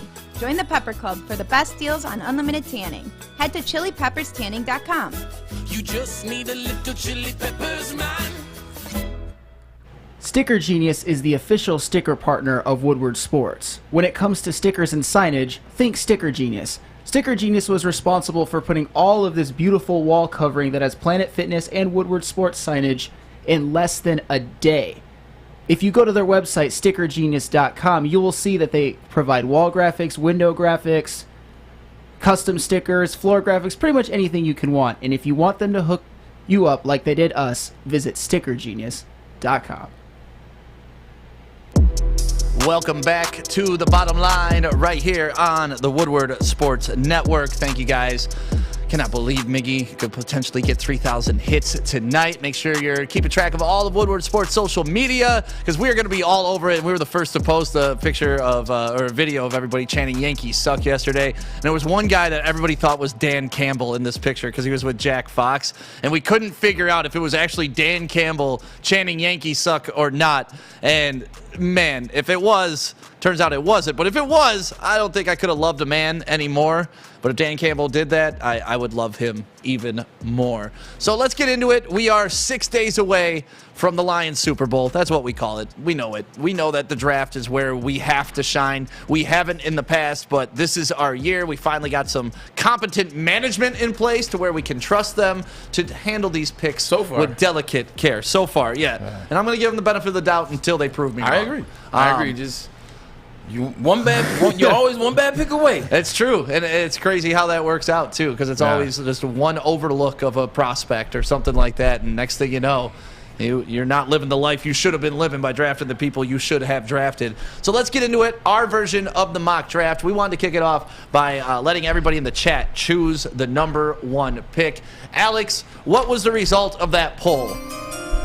Jacksonville Jaguars select. And a unanimous win for the first overall pick, Aiden Hutchinson, 54% of the vote. Wow. Okay. Yes. So that definitely changes some things for how we're going to do this for the Lions. See, I got to go against the wisdom of the crowd on this one. Right. I thought for sure that Jacksonville's got to go offensive line. I think they're going to leave 2 defensive players on the board between Hutchinson and Thibodeau for us to pick from. But you guys selected it, so that's how we're going with it. Aiden Hutchinson is off the board. You are now Mr. Brad Holmes, Mr. Braylon Edwards. Oh, I get to be Brad Holmes? Yeah.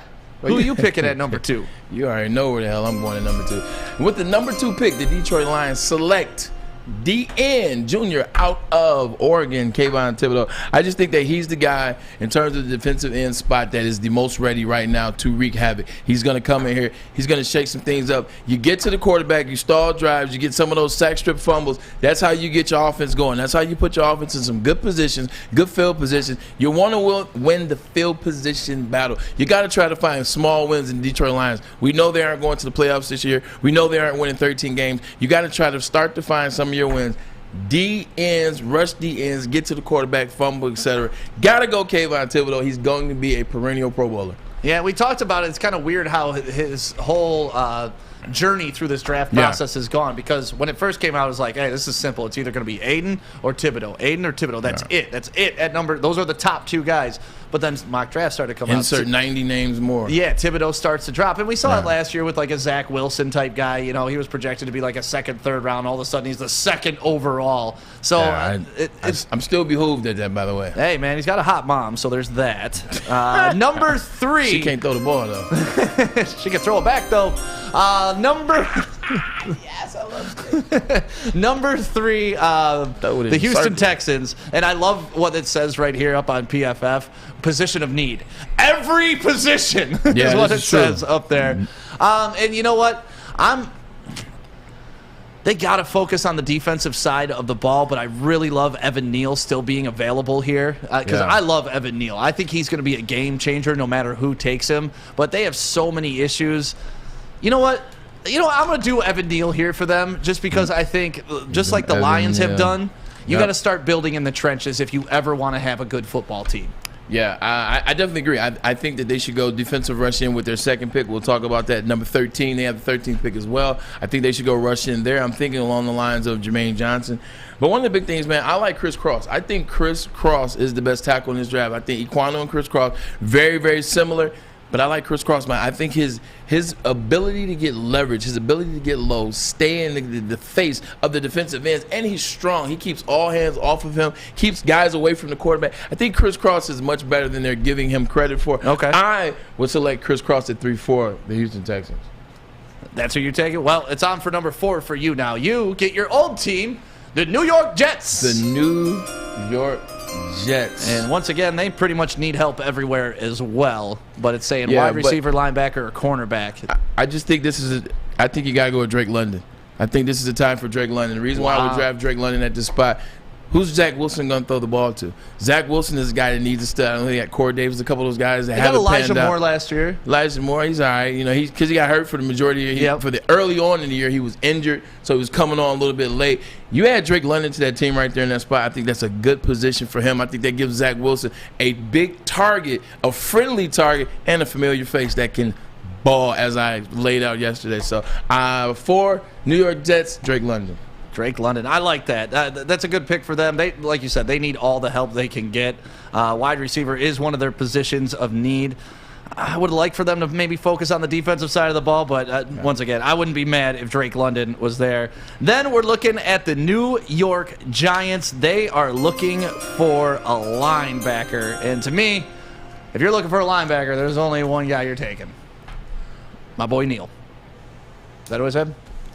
Nakobe Dean. I'm sorry. Nakobe not Dean? Neil. Dean. I'm sorry. At 5? Ooh, that's ballsy. It is ballsy, but the way this dude dominated the games that I watched, I haven't done a ton of film watching on him, but the games that I've watched, he stood out farther than anybody. It's like, man, this guy can wreak havoc and change the game. So he's the guy I'm taking for them right there. That's not bad. I mean, they definitely need a linebacker. Devin Lloyd is another guy out of Utah that you could look at. But I just think they need line. Like I think the problem for the New York Giants, they haven't had a line in years, man. You know, these players have moved on, and your boy Danny Dimes, as people like to call him, I don't know why. He's been struggling. He's been running for his life for the past 3 years, so I think you got to go offensive tackle. Ikem Ekwonu would be a good one. But you know what? That's yours. This is mine. I got 6. First team that needs a quarterback. Carolina Panthers on the clock. Matt Rule trying to save his tenure as the coach.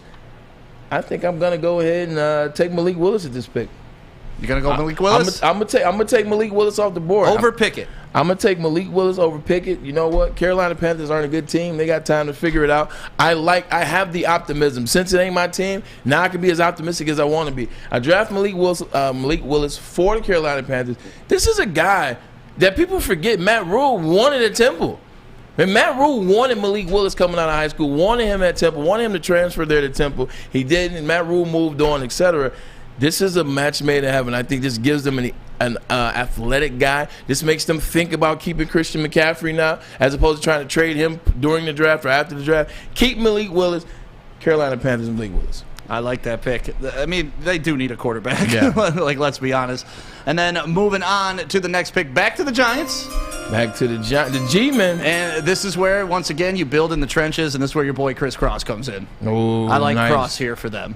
I know a couple people are clowning Dean that early. Listen, man, I'm a feel guy, and if I watch a guy dominate at the highest level against the highest level opponents, to me that stands out. You don't owe anybody anything. No, that's all right. I want to explain this, though, so they understand the logic. Got you. You know, just like I didn't necessarily agree with Drake London on you as being the best wide receiver coming out, but listening to you and learning new things, I'm like, man. all right, Drake London may be that dude. You can teach an old dog new tricks. You know what I'm saying? Sometimes. But Cross to the Giants, that takes care of their offensive line need. Charles Cross. Yep. Yeah, you call him Chris Cross, though. I like that. I know. I like that. Okay, I like that. Did you ever wear your clothes backwards like Chris Cross when that was popular? I did. So did I. I did. My IOU shirt. That's actually the first concert I went to. Really? The first concert I went to was Michael Jackson with my mom and my stepdad, and the second concert was Chris Cross at the Fox Theater in 90? Man. I think it was at the Fox in 90 or 91, one or two. Chris Cross will make you jump. I missed the bus. That's something I will never, ever do again. Because I'm the Mickey Mac Daddy. Because I'm the Mickey There used to be a thing called Sega CD. Yeah, I remember that. And then you could make music videos. Yeah. And I Missed the Bus was one of the songs. Oh, yeah. So I have that stuck in my head ever since then. My mom wasn't buying that. Oh, yeah. I rented it from the video game store because my parents weren't buying that either. Oh, man. Remember Fridays when we were younger? Oh, yeah. Oh, pizza. Oh, man. Blockbuster videos. Jesus Christ. Take me back. Blockbuster, they fumbled the ball. But Netflix looks like they're fumbling the ball right now, too. So who the hell knows? Where are we at in the draft? Speaking of fumbling, the Falcons are on the clock. And we will get to them coming up next. And if you got any bets on where these should play, you can go to mybookie.com right now. Get your bet on. And you can bet on what me and Braylon are doing right now. Do your own mock draft. But you can bet where players are landing. They have tons of props surrounding the draft. So make sure you go to mybookie.com today. Enter promo code Woodward. Get that free money for yourself. Moolah. And that's all at mybookie.com. Just let them know Woodward Sports sent you. We'll be right back. My name is Stick, filling in for Ryan Armani. That is Braylon Edwards doing his homework right now. Hey, man, I'm doing my homework. I'm focused. Legit. I'm focused. I'm trying to see the team's needs. I'm trying to make sure I put the right people with the right places. This is Woodward Sports Network, the bottom line. Hi, my diamonds. It's Crystal with an X. You want to get hot and perfect like me? Here's my super easy routine. Drink at least a gallon of water before you wake up. Attach a weight to everything in your house. Hello? Sell your car and just sprint everywhere. Scream when you exhale. Don't follow Crystal with an X. Do your own thing at Planet Fitness with tons of equipment and free fitness training in our clean and spacious clubs. Join now for just $10 a month and cancel anytime. asked for it, and we listened. The Seafood Festival is back at Big Boy, including a Friday night seafood buffet. Catch it while you can, available at participating locations until April 24th. Also available, the new fish sandwich. We'll see you at Big Boy. Guess what? It's Friday. Friday night. Just got paid. Baby. You know what I'm going to do? I'm going to do what Johnny Kim says. I'm going to go down to the liquor store and I'm going to ask for Gypsy by name because it is corn distilled 6 times using our teas and spring water, and it is Friday so smooth. Also, since it's Friday, might as well go get yourself a Moscow Mule in the can. Also brought to you by Mike and Adam, Michigan's gluten-free vodka. It is amazing. Try it. Go down and ask for it by name, Gypsy Vodka. But if you're going to drink responsibly. Welcome back to the Woodward Sports Network. This is The Bottom Line. My name is Stick. I am filling in for the one, the only Ryan Ermani. Maz is also on vacation. We got Flannel Sam in the building. Alex Mayer is here. And, of course, the one and only Braylon Edwards. We're doing a mock draft. Going man, through. Jokers went to Florida and left us up here, man. they just straight up and left us, man. Y'all could snuck me in a suitcase of the luggage or something. That's right. We're about to hit 80 this weekend, so we're going to have the last laugh. Because when you do leave and you miss those beautiful weekends in Michigan, it's almost like, damn it, man, I should have just stayed in Michigan. And you come back and it's cold as hell. And it's just rainy in Florida. Yeah. So where are we at in this mock draft right now? We're at number 8. I am on the board with the Atlanta Falcons. Alex, before we do this, Alex, give us a rundown of the draft real quick and where we're at. Yeah, so first pick, the people at home on the YouTube chat selected Aiden Hutchinson first overall. 4th Michigan player selected number 1 overall. Kayvon Thibodeau goes to the Lions at number 2 with Evan Neal, Drake London, Nakobe Dean going to pick number 5 with the Giants. A very questionable pick by Stick. Thank you. If I may say so myself. Thank you. Malik Willis at pick number 6 to the Panthers. I think that's a great fit for him. And Charles Cross at the Giants at number 7. So the Atlanta Falcons are on the clock. The Atlanta Falcons are on the board right now, and you think, you know what? They picked up Marcus Mariota in offseason. I am a big fan of Marcus Mariota. I actually wanted us to pick him up and become our backup quarterback, maybe even push for the starting job with Jared Goff. So I like Marcus Mariota, so I'll stay away from Kenny Pickett or Matt Corey, dumb nonsense like that. What I'm going to do is going to look at the wide receiver position. Got to put somebody around Marcus Mariota and make the process a little easier. Right now they're looking at Olamide Zacchaeus and Damian Byrd as they wait to see what's going to happen with Calvin Ridley. So you know what I got to do? I can't wait for Calvin Ridley. I got to draft Chris Olave. I'm taking Chris Olave at 8, Ohio State wide receiver. I think that's a great matchup, great pick, because he's a stud. And it's going to get to the point when Calvin Ridley comes back. Calvin Ridley will still be the second wide receiver because Chris Olave will be number 1. All right, I like that.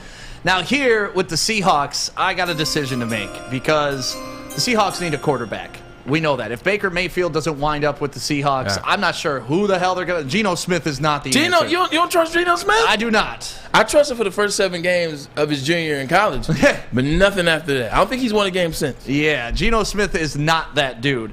But I also need to think that you need to rebuild that Legion of Boom defense. Okay. And if you got a Stingley sitting out there at this position, you could maybe steal a quarterback a little bit later on in this draft. I'm going Stingley.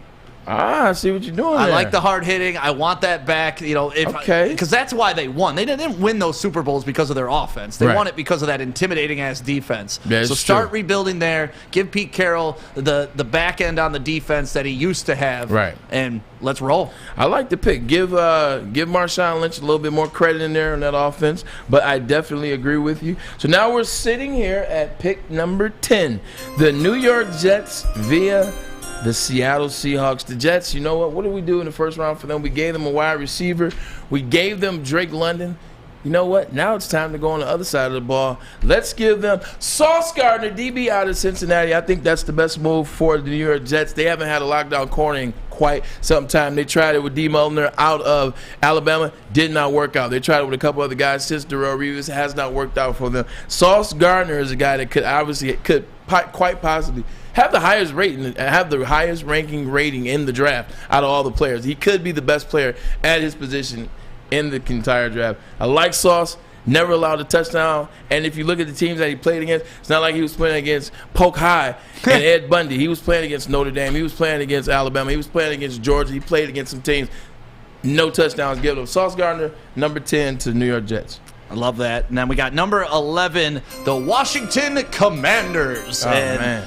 I mean, I love Terry McLaurin. I love Antonio Gibson. I just need someone to get them the damn ball, and that's where Kenny Pickett comes in. Ooh. I am taking a quarterback. Kenny Pickett? Yeah. You got Carson Wentz. The Carson Wentz isn't the long-term solution. Carson Wentz $28 million. Yeah, but he just blew the opportunity in Indy. I mean, he's not going to get a better team than he had in Indy, right? And they didn't even make the playoffs. They had the number 1 running back. They had a great offensive line, decent defense, questionable wide receivers. But still, with all of that being said, and you go and lose to the Jacksonville Jaguars to not make the playoffs, sorry, Wentz is not that dude. I like your I like your pick. I like the way you went about the pick. I like you went about the pick. Even though you got Carson Wentz, you said, "Hell, I'm getting Kenny Pickett too." I like that. I would have put another Ohio State guy on the other side of Terry McLaurin. This would have been a great spot for Garrett Wilson. I think this would be a great spot for Garrett Wilson. You put Garrett Wilson on the other side of Terry McLaurin, you talk about some stuff. Not to mention you having Gibson in the backfield. I think that helps out. Got Logan Thomas coming back for tight end. There you go. It helps out Carson Wentz. Not to mention on the other side of the ball, you got Chase Young coming back from knee surgery last year. So that's just me, but you're your own man. Minnesota Vikings are on the board, number 12. What do I want to do with the Minnesota Vikings? You know what? I am going to take Kyle Hamilton. That's a good pick. I'm going to take Kyle Hamilton to the Minnesota Vikings. I think the range of Hamilton, I think the range of Harrison Barnes as well, you mix those two together, I think you could create some magic. He's a rangy guy. One thing about the NFC North, big tight end league, big guys, big tight ends, perfect for Kyle Hamilton to be able to cope with that 6'3" frame, 220 pounds. Taking Kyle Hamilton to the Minnesota Vikings at 12. I like it. I like it a lot. The Texans are up next. They are on the clock. And, man, I don't know where to go with the Texans. They do need everything. But the fact that you highlighted Jameson Williams today, and I got to see his speed, and the Texans have pretty much given up all of their offensive weapons. They don't really have much left in the bag. I'm going to go with Williams here. Who did you – you took Evan Neal for the first Houston pick, correct? Yep. Okay. Yep. You're going to take Jameson Williams? Yep. Nice. I figured you'd like that. No, I definitely do. They need help. I want them to get an edge rusher in there, so I wouldn't mind an O lineman, an edge rusher, O lineman. But I do like the Jameson Williams pick. 14, the Baltimore Ravens. I'm gonna make this one easy. This came via Dave Burkett. Shout out to Dave Burkett, friend of the show, Detroit Freak, and Lions Insider. The Baltimore Ravens, when you think of them, you think defense, right?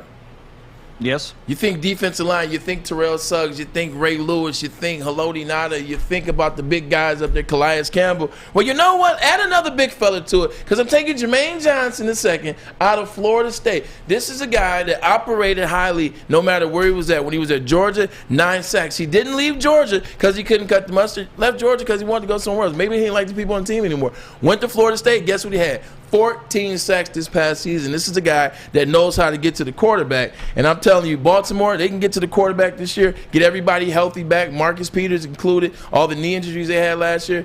You can help your boy out, Lamar Jackson, because you know Lamar has been very quiet this offseason. He has. He's been very quiet because he's killing everybody this year when he comes back. Jermaine Johnson, 14 to the Ravens. I like that. Then we move on to number 15, the Philadelphia Eagles. They need help. They need a lot of help. Says linebacker and DB are their needs. I'm going Trayvon Walker here. I think this guy's been on the board a little bit too long. I would take him. I probably could have taken him a little bit earlier, but I love Trayvon Walker. As you can tell, I fell in love with the Georgia players during this postseason run that they had. So I'm going Trayvon Walker to the Eagles, even though they do need some wide receiver help because Rager did not pan out. No, he did not. No, he did not. I'm trying to find the Saints. Yeah, I'm trying to find. Did we use Ikem Ekwonu already? No. We have not. Nope, Perfect. He's available out of North Carolina State. Yes. All right. In that case, with pick number 16, the New Orleans Saints select tackle out of North Carolina State, Ikem Ekwonu. I think this is perfect. They just lost Terron Armstead to the Miami Dolphins. They pay him handsomely, so they lost him. You got to replace him. You struggle at the position of quarterback. You got Jameson was Jameis Winston in there. You still have Taysom Hill, but you got to protect those guys. Whoever the hell is going to be the quarterback, you got to protect them. Get a Quando in there with pick 16 to the New Orleans Saints. And then moving on to number 17, the Chargers, baby. We discussed this a little bit yesterday. Keenan Allen, probably one of the most underrated wide receivers. 17 is the Chiefs. 17 is the Chiefs? No, the Chargers. 17 is the Chargers. Okay, yeah. And I'm going to go with my guy here, my favorite wide receiver of the draft, Treylon Burks. I think you put him in that offense, you're giving them a ton of weapons that they don't already have. Mike Williams, 6'4", you know, he does his thing. Adam's over here freaking out. Adam, grab the mic real quick. Sit down. Let's have this discussion. What? You sure Kansas City's not 17? I mean, according to what's here right on PFF.com. They may have given up their pick. Yeah, I think Kansas City Chiefs have the Chargers pick. Oh, okay. Well, then Kansas City, Treylon Burks. Let's go. Chargers picking 17. Yeah. But Okay. either way, Yeah. Kansas City should take them too because they just lost a guy that's similar to Treylon Burks. So you take a Treylon Burks at 17, even though you have Mike Williams and Keenan Allen? Yeah, I think he's your perfect. And you just paid both of them $20 million. Yeah, I'm okay with it. I don't have a lot of faith in Mike Williams. I mean, I don't have faith in either of you. Good. Garrett Wilson, Devin Lloyd are still on the board, and you're at pick 17? Yeah. What are you talking about, Garrett Wilson? I literally put Garrett Wilson on the we're going back and forth. He's on the board, bro. Well, where I wanted to put him was see what happened. I know you guys are alternating, but Jesus Christ. Where would you have him going? I'm trying to look at your board, Alex. Would you have him go above Drake London? Because that was the highest wide receiver that we had drafted. All right, let me see. Scroll up, man. Hold on. Let's do this. All right. Let's take a break. Adam, assess this, and we'll discuss it coming up next. Because I'm you better bring it. If you're going to offended. question my picks, son, you better bring it. We'll be right back. My name is Stick, filling in for Ryan Armani. That is Braylon Edwards. And this is Woodward Sports Network, The Bottom Line. Mock draft, baby. Life is full of hard choices. We're here to make one of life's biggest decisions as simple as possible. My name is Christina Gennari, and for over 20 years, I've helped hundreds of families buy and sell homes. We cover all of Metro Detroit and more, from large luxury homes to starter homes. We will work hard to make sure that you get the home of your dreams. So if you're in the market today or even thinking about buying or selling in the future, make the obvious choice. Christina Gennari, the obvious choice in real estate. Visit us at soldchristina.com today. Fellas, let's be honest. We like things to be easy. We like simple stuff, like sports 7 days a week. We like things uncomplicated, like Lady Jane's Haircuts for Men. Open 10 to 8, 7 days a week. Walk in anytime. Sign in, sit down, watch your favorite team play, and before you know it, your hair will be game ready. Open 10 to 8, 7 days a week. Walk in anytime. Lady Jane's Haircuts for Men. It's wicked awesome. SMA has been leveraging pro athletes and other notables for over a decade against the issues around mental health and substance use disorder. The podcast has just started. It's called This Is the F Word, and the F Word stands for fentanyl. To find out how you can find out more about mental health illness as well as substance use disorder, please visit the website at thesportsma.com. Thesportsma.com. Sean Jordan and the family at Sports Market AZ are here to help you. Thank you.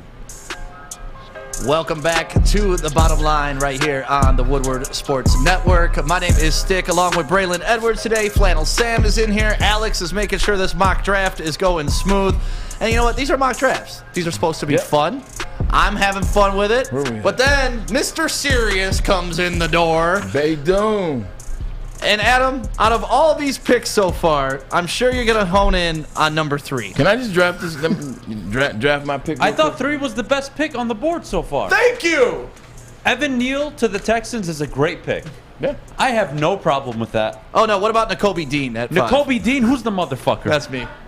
Watch your language on this show, sir. This is not the morning show. We have respect around here.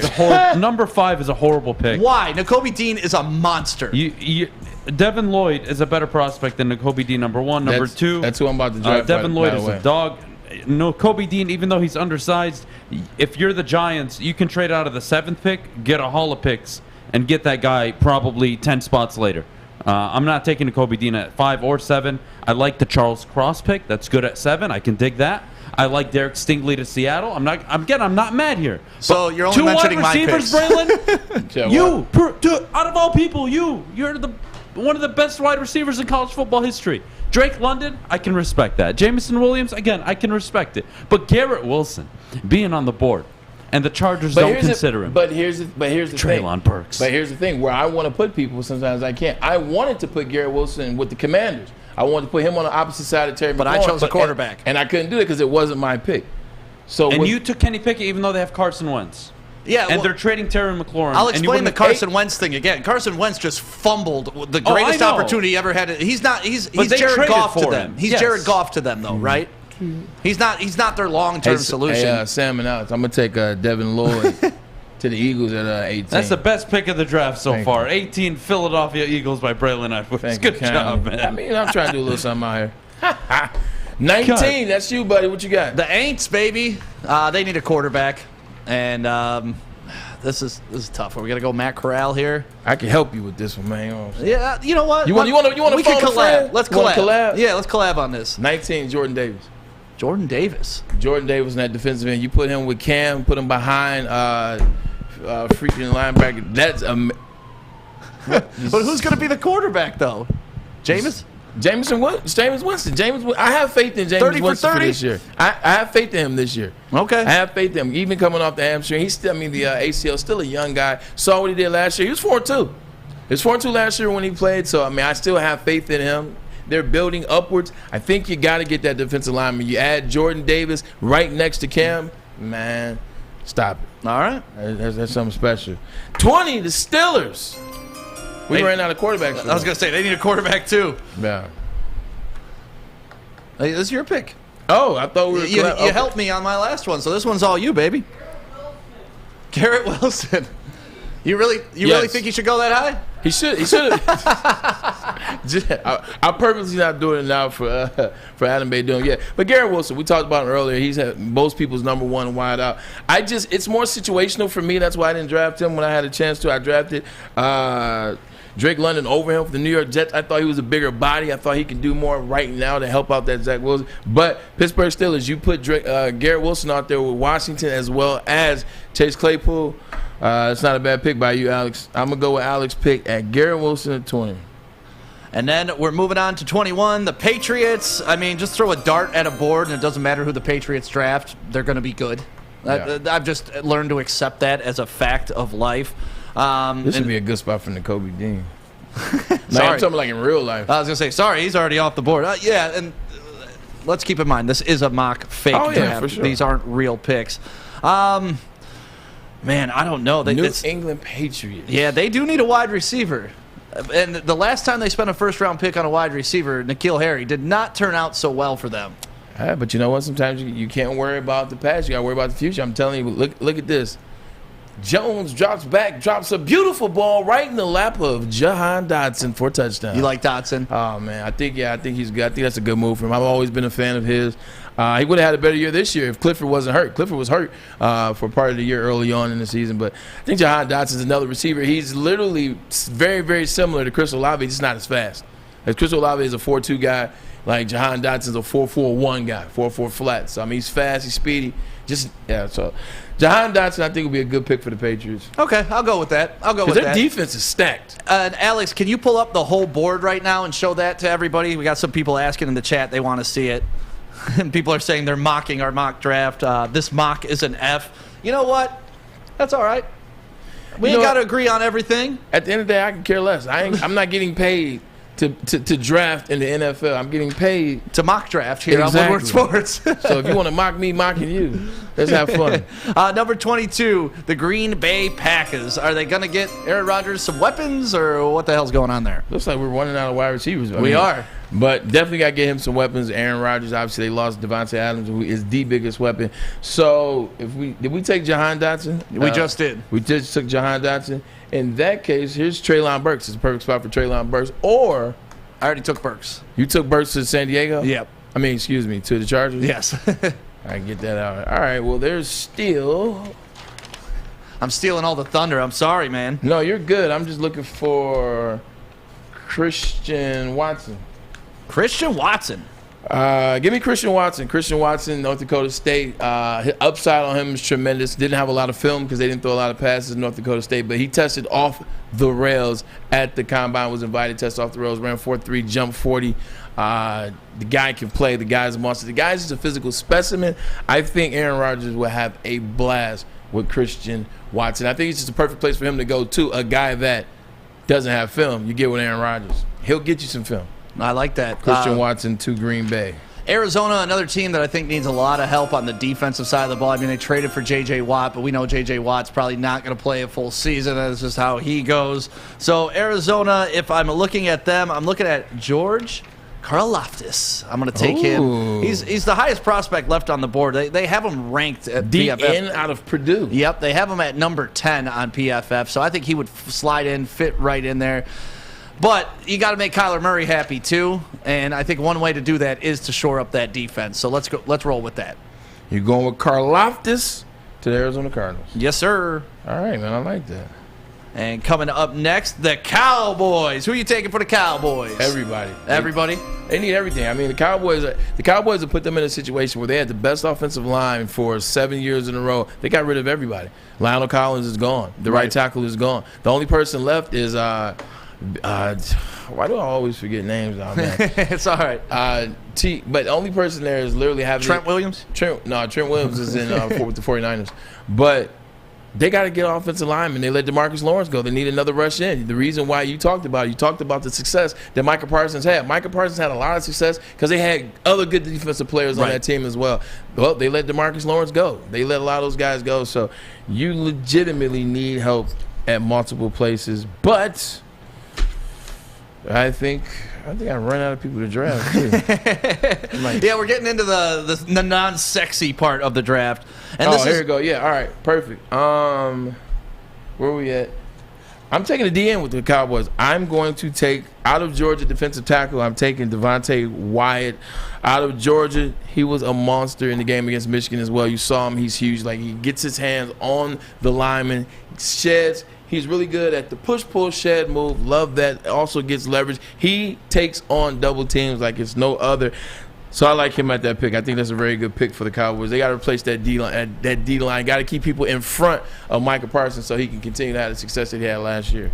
So Devontae Wyatt is going to the Cowboys. That works. 24. I love this comment by GW Kid. Makes me want to have some drinks and do this with my boys. And it's like, oh, that's what Braylon and I did today. Hey, pretty much, man. Get you some of that gypsy, man. Turn up. Had some gypsy vodka right before the show, and we decided to do a mock draft. That's how it works. So now we are on to the Buffalo Bills. The Bills are tough, man. They pretty much got it all figured out. So I'm just going to go best available player on the board, and that is Trent McDuffie, the cornerback out of Washington. It's not a bad pick at all. No, the Bills, because to me the Bills are pretty close to a complete team as is. So just take best available. You have that luxury when you've built a team like the Bills have. Yeah. And then let's just do best available for the next couple, and then let's get to the Lions pick and see who's available. You want to do that, Alex?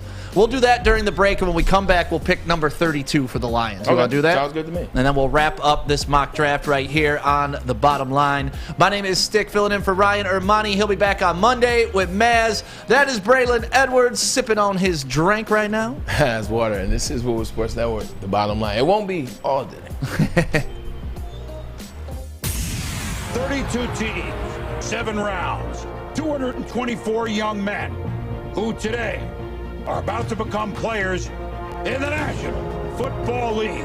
A day where lives are changed, fates are decided, dynasties are born, and the clock is always ticking.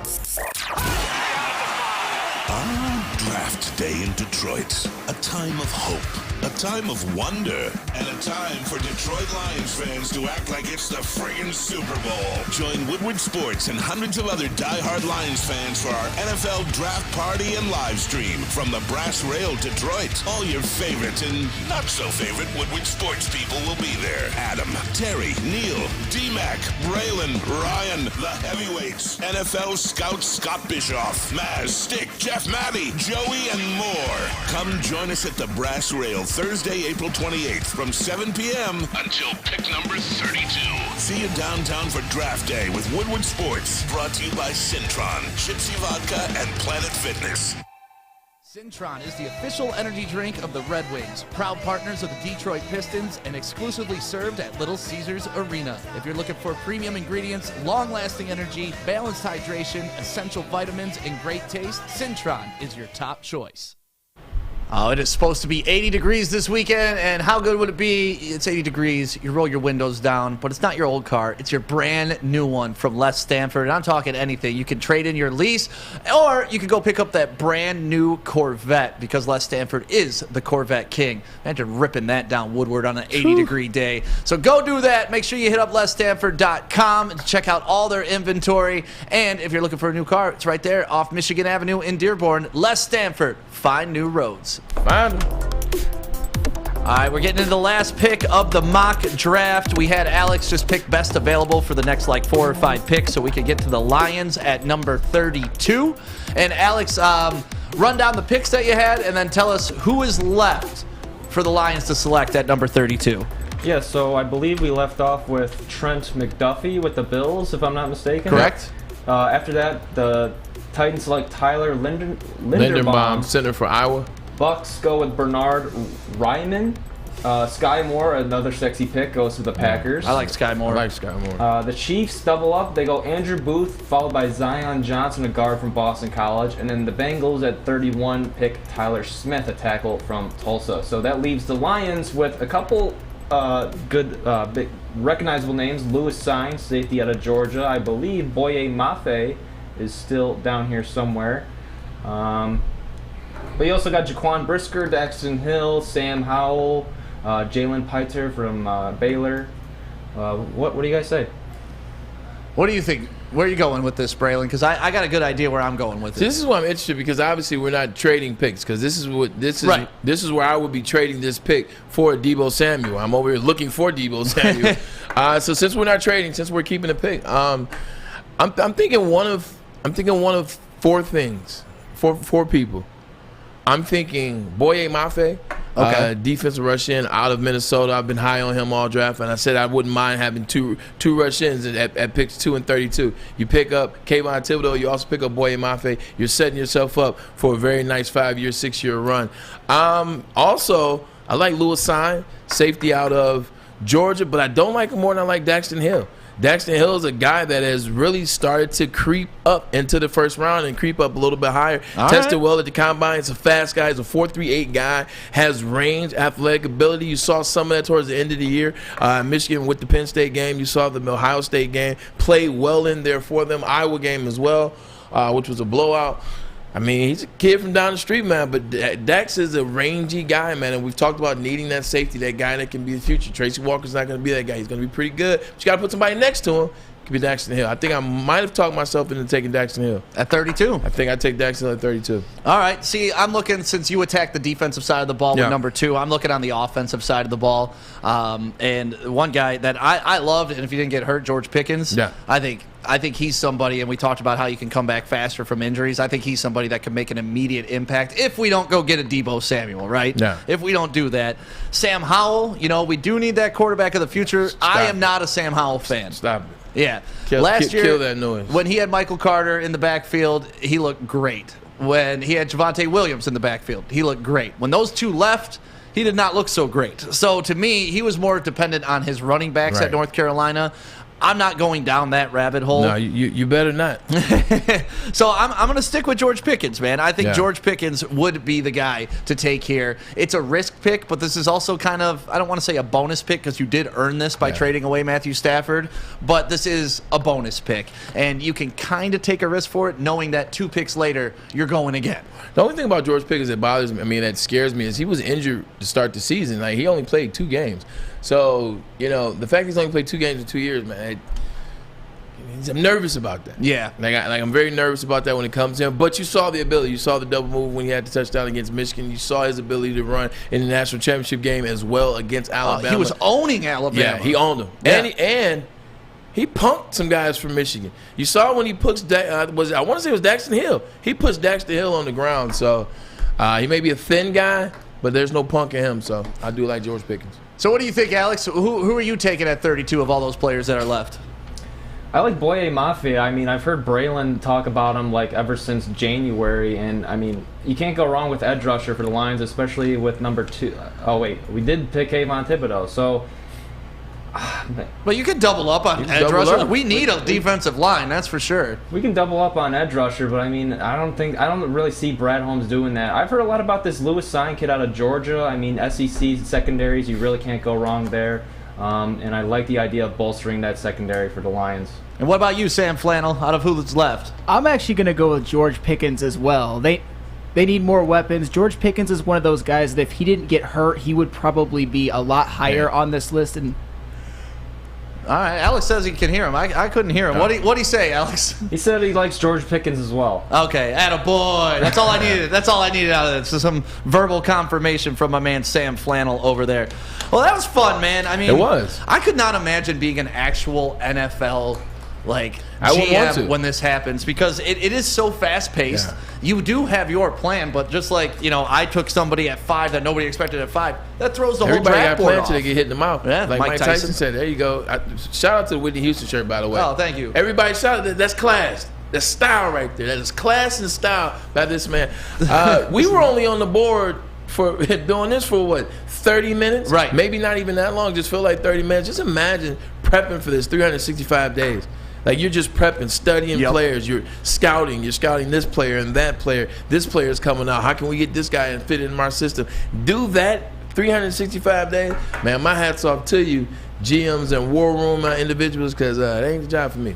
Yeah, you see, like you always think that being a GM's easy. It's not. Like drafting's easy. Like they should have got this, and it's no. At the hindsight, no one's ever hindsight's easy. appreciative. Right, hindsight's easy. Yeah. Because it's one of those things where if you do your job, you don't get rewarded for things you're supposed to do. You're supposed to do it. Exactly. That's what Right. Chris Rock said. I pay my bills. Like, great. I take care of my kids. Well, yeah, That's what you're supposed to do. You're kind of supposed to do both I of get those slapped things. by Will Smith. Oh, no, I had to throw that one in there. That was a good one. Had to throw that in there. But yeah, when GMs nail it, we just expect them to nail it. When they screw up, it's like, oh my God, this guy's the worst thing ever. When really it's such a delicate balance of trying to figure out who's going to be the right guy, the right team at the right time. Because it's not only about skill, it's about fit too. You bring in a guy that disrupts the locker room culture, that changes the game too. Because I didn't play at the level you have, but I've been a part of teams for media and stuff like that. And I've worked on media teams where it's toxic. One guy walks in the room and it just kills it,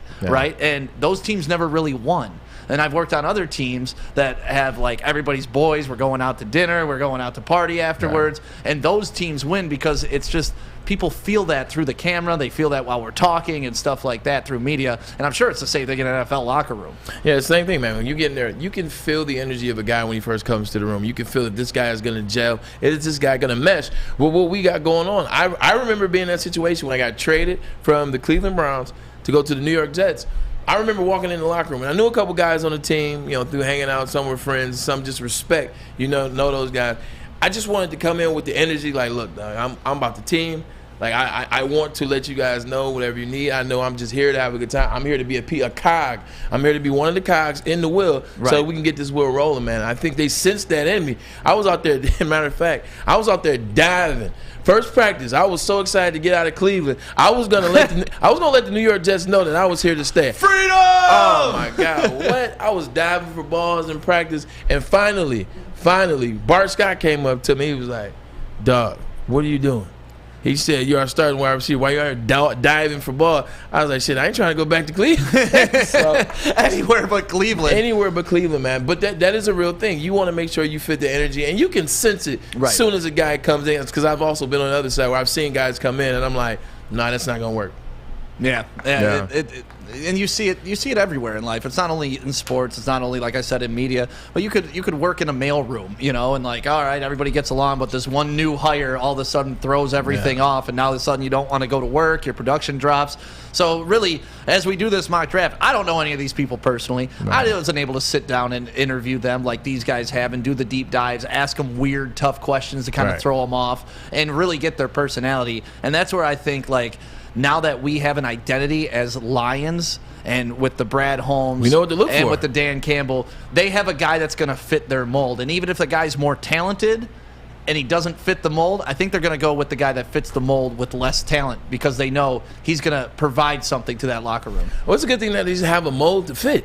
Like, it's been so long, like, for the Lions that have a mold to fit. It's like we had everybody else's mold. We wanted to be the Patriots. We wanted to try everybody. Now we're the Lions. Like 100%. Like, everybody, we're trying to. I know it's a copycat league, but you got to copy a system. You can't copy thousands of systems and try to put them together like galaxies and stars. So I'm just glad we have a mold. We're glad we have an identity and what Brad Holmes and Dan Campbell and Sheila Ham are looking for. That's a damn good start in the right direction. I think it is too. And you want a damn good start in the right direction on your fitness? There's only one place that you should go, and that is Planet Fitness right there. $10 per month. $10. Plus, you can upgrade and get that black card. And that black card is almost like a dual membership. You can bring a guest every single time. It's in my back pocket right now. You got your black card? I got to go get one. And black card, you can go there. You can get your workout in. They got the shower. Everything's clean. Got the hydro massage chairs, man. Over 2,000 locations, man. They're doing it right there, man. They got the new location down there in the Midtown, Detroit Performance Center. So yep. So Planet Fitness, make sure you check them out. My name is Stick, filling in for Ryan Armani today. That is Braylon Edwards. And this is Planet Fitness, the bottom line. Witness line. We'll be right back. 6 dark corners, a driveway and a patio, 5 windows that could become doors. Every house has unique security challenges. Guardian Alarm has more tech, more team, and more ways to help keep them all safe. Get a professionally designed and installed security and smart home system from Guardian Alarm. Sign up today and get a free video device. Guardian Alarm. Smart, right from the start. Call 1-800-STAY-OUT. Counting down the hits until Miggy hits 3,000. High drive, way back the other way, and gone! Cabrera hits another one. The summer of Woodward Sports is here. Need something to do this weekend? Head on over to the Foaling Warehouse in Hamtramck, Michigan. Chris and Noni Hutt are the creators of the football bowling hybrid game called Foaling, and you can play it here at the Foaling Warehouse. There's multiple ways to play, and they're all affordable. All you got to do is just pay $10, and you can hop on any open lane and play all day long. Or if you got a big party, you can pay $120 and get a lane reservation for up to 10 people. They got the $2 mystery beer machine, multiple TVs, multiple full bars. You can bring your own food, lots of perks, lots of things to do on a Saturday. So you can check them out on social media at the Foaling Warehouse, or you can get your phone on at thefoalingwarehouse.com. I'm trying to get my phone on, man. Yeah, that's right, get Braylon. your mother roll on. Alex had me ready to go foaling, man. I wish I could. I'm injured, man. I'm not going to be able to throw with this thumb for a while. I got to go get stitches after the show today. That's because you was out here, man, Evander Holyfield and dogs, man. Fighting dogs in the streets. Don't mess with my boy Woody. Call you Vic out here, man. Mike Vick, man, what a crazy story. What a crazy saga that guy's lived as a life, too. Right now, it's the end of the show. In the last 2 days, we've ended it by just doing Ask Braylon.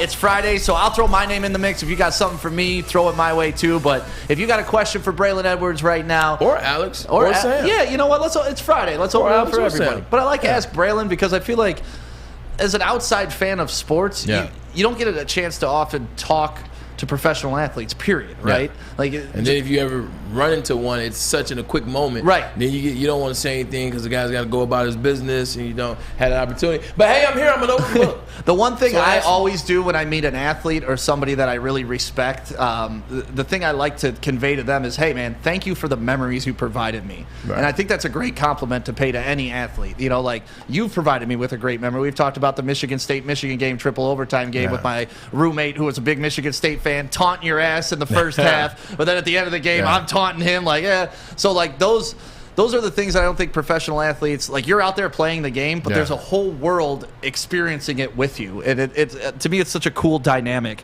I think the cool thing about those moments too, man, is, you know, when the way you envision it, you envision a specific player that balled. Like, you know, if I was a Bulls fan, and obviously when Jordan was winning, I'm thinking Jordan, you know, whatever. For me, you know, you're thinking about Braylon, or it's the Braylon game. What I like about it is it's not. It's so many nuances and little things that happen in that game. It's really a team win. Like, you look at Gary Rivas. Like, he was perfect from field goals that day. He was perfect on extra points. We needed every extra point. The onside kick had to be executed perfectly. Brian Thompson got the onside kick. Jason Avant had the best catch of the game. Like, Jason Avant, he was a hell of a wide receiver. Jason Avant's touchdown in the second overtime at the back was on third down. Like, we needed that because they scored first in overtime. So everybody, I mean, look at Lamar Woodley and what he did to Drew Stanton. That by itself won the game for us. So it's the Braylon game, but everybody contributed, man. It was a ton of moving parts. I love that. Shit, Mike Hart had 200 yards rushing that game. And now he's coaching at Michigan State or Michigan. What you got? If I could start off the Ask Braylon segment. If Yeah, that's you okay? can. We already got some good ones in here, so yeah. Okay, Braylon, you were given some trivia questions earlier in the show. I want to give you a trivia question right now. Earlier in the week. Wait, what? Hold on. They don't work like that. I asked the questions on the show. Okay. What you be doing? What you be doing? Smash it. That was actually my question. I was wondering if we get the Stephen A. Smith impersonation. Just a little taste. Oh, that was funny. You just did. Yeah. It worked out naturally. I love it. If so, fact though, it's fluid. It's fluid. It's like that's how I like to do, man. You know what I'm saying? So You can't force it. you can't force it. It'll come out naturally. Nah, you can't force it. You can't force it. All right, Braylon, let's get to some of these questions in the chat. Maddie Miller, our lovely Maddie, wants to know who's your favorite person at Woodward Sports. And I'm assuming by asking that, she wants you to say her. Favorite person at Woodward Sports would be the lady that passes me my checks. Kathy Banks, Kathy is my favorite person at Woodward Sports. She is the lifeline around here. Everybody goes to Kathy for everything. You can go get candles, matches, scissors, pens, stamps, Band-Aids. You name it, she will be there for you. Love Kathy's energy. Love Kathy. Maddie, you're close number 2, though. Let's see. Braylon, what's next in your career? That is a loaded-ass question. Man, that question is loaded. To be honest, man, see how it goes here at Woodward Sports, man. I'm enjoying what we're building. Armani and Edwards, Ryan Armani has been a godsend into my life to work with him and Maz, and then Sam and Alex to work with you as well from time to time. So this has been fun. Just kind of going about this. I'm doing some crypto stuff like everybody else. I'm doing typical stuff everybody else is doing, but I'm just having fun having a voice. Like, for a long time, I stopped. I had that whole incident with, I had that whole incident and just lost the love for wanting to talk about sports. But now I got it back. I can't shut up. No, you're so good at it. I love working with you on this, man. No, honestly, a lot of people are afraid to put their opinions out there because you're gonna get backlash. No matter what the hell you stand for in life, you're gonna get backlash from somebody. And to stand up here in front of a public audience, Jesus, and there you go. All right, the turn on that conversation. But here we go. Stick, will you do cocaine with Adam on Thursday? Sure, I'll do cocaine with anybody any day. Just let me know. Okay, that's what I'm talking. It's a party up here today. Stick in 10 tries each. Would you get more tackles on Joik or more pass defense on Braylon? It's a great question. I got to go pass defenses on Braylon just because we match up size-wise better. That's all. I think Joik would run me over 9 times out of 10. I'd maybe be able to deflect 2 against out of you. Maybe. Yeah. You think I'm full of it? There's a reason why I was in the top 10 wide receivers all the time in college history. I'm just saying. That is true, and there's a reason you went to Michigan and Joik went to Wayne State. So I mean, I'm not saying anything. I'm just hey, numbers lie. Numbers they don't lie. You know what? We'll try this, actually, because Joik said he was going to put on pads, and me and you can run some routes. Right. I don't think past 10 yards. If it was an end zone jump ball, like a 10-yard, that I could cover you. Open field, no way in hell. Oh, you could cover me. In a short, if we're going 2-point conversion play. Well, you getting up? All right, I'll get up too then. What are we doing here? Look what you started in the chat. Cause see, all right. You're breaking out the belt. Same. But see, Braylon, put your hand up. Put your hand up. How high does your hand go? Because if we're both jumping for the ball, and I know you could jump a lot higher than me, but at least I could get some position. All right, you already got a couple inches on me there. I don't know, man. I don't know. That's a tough question. Obviously, you guys know by now I definitely think higher of myself than I actually can perform. So that would definitely be an issue. What would the Lions have to give up for Debo? We kind of discussed that earlier in the week. I think 32. Know your role and shut your mouth, jabroni. Okay. Nah, I'm boys. I can't get back. I can't do like both. You said what would Debo? What would they have to give up? Yes. You know what's funny is I wanted them to only have to give up pick 1 and then a second round next year, but you might have hit the nail on the head yesterday. Probably 32 and 34. Yeah, I think so too. Probably 32 and 34. That's the answer. It's uncomfortable to give that up, but that means that's probably a good deal. But also, I mean, Debo is a proven player. Ooh.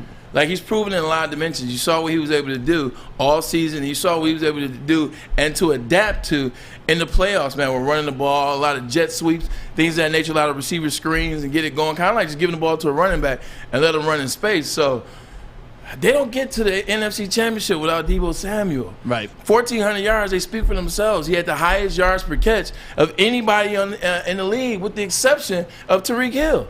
He had more yards from scrimmage than any other wide receiver with the exception of Mr. Triple Crown, Cooper Kupp. So, I mean, 32 and 34, I know you don't want to. But you got to. Yeah. You got to. If you want, you got to. Doughboy Steve with a question here. Would you have liked to have Stafford tossing you the rock? Hell yeah. I was going to say, I think that's pretty. Because who were your quarterbacks? Bobo Fool and Bobo Bum. You know, when I was in Cleveland, I played with a lot of different guys. I played with Trent, Brady, Derek, Charlie, Josh Harris, Bruce Gradkowski, Mark Sanchez, Kellen Clemens, Mark Brunell, like Russell Wilson before he knew how to pass the ball, before he knew how to throw, he was just handing it off to Marshawn. I never really got that chance at a Matt Stafford, man. Right. But I played against him. I watched him. I mean, obviously we watched him have success last year in the Super Bowl in the playoffs. He's a good quarterback, man. I would have had fun because you know he's going to throw you the ball. You just know he's going to throw it. Whether you open or not, you do something. Help me out. Do something. I mean, Kelvin bailed him out a ton of times, but at least he took the option, right? Chad Henne and I had an understanding. Chad was only a freshman, which is why I got a lot of wiggle room with Chad because I could tell him what to do because I was a fourth-year senior. He's a freshman. I told Chad, I said, if you ever feel the need, just throw me the ball. I'm open. And guess what? He listened to me because he threw that. Sometimes I'm like, hey, man, damn. Chad, what are you doing? That was actually, somebody brought up Chad Henne in the questions. It was way up earlier and I lost it. But they wanted to know after he had that comeback, did you guys talk?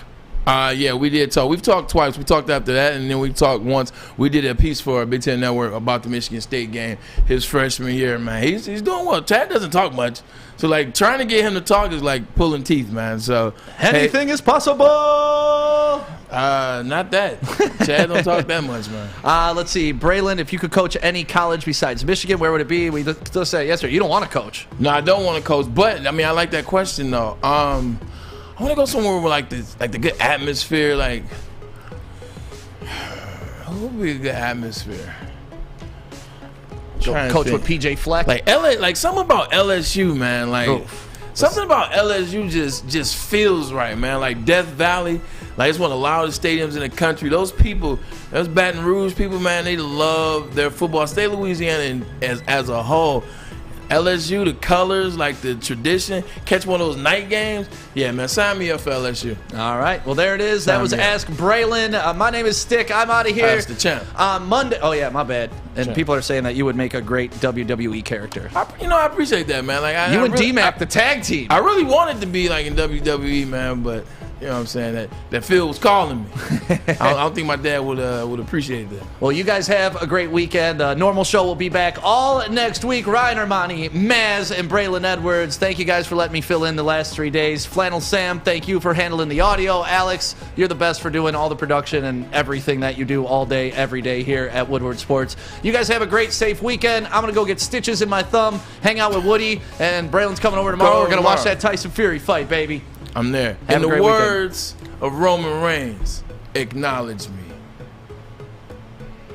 The cluster of players that we're looking at are very, very evenly rated and graded. And well, I said it's just what fits your team the best, you know, and what fulfills, you know, who's the best football player and, you know, who may fill a need there, you know, or who's the best, you know, fit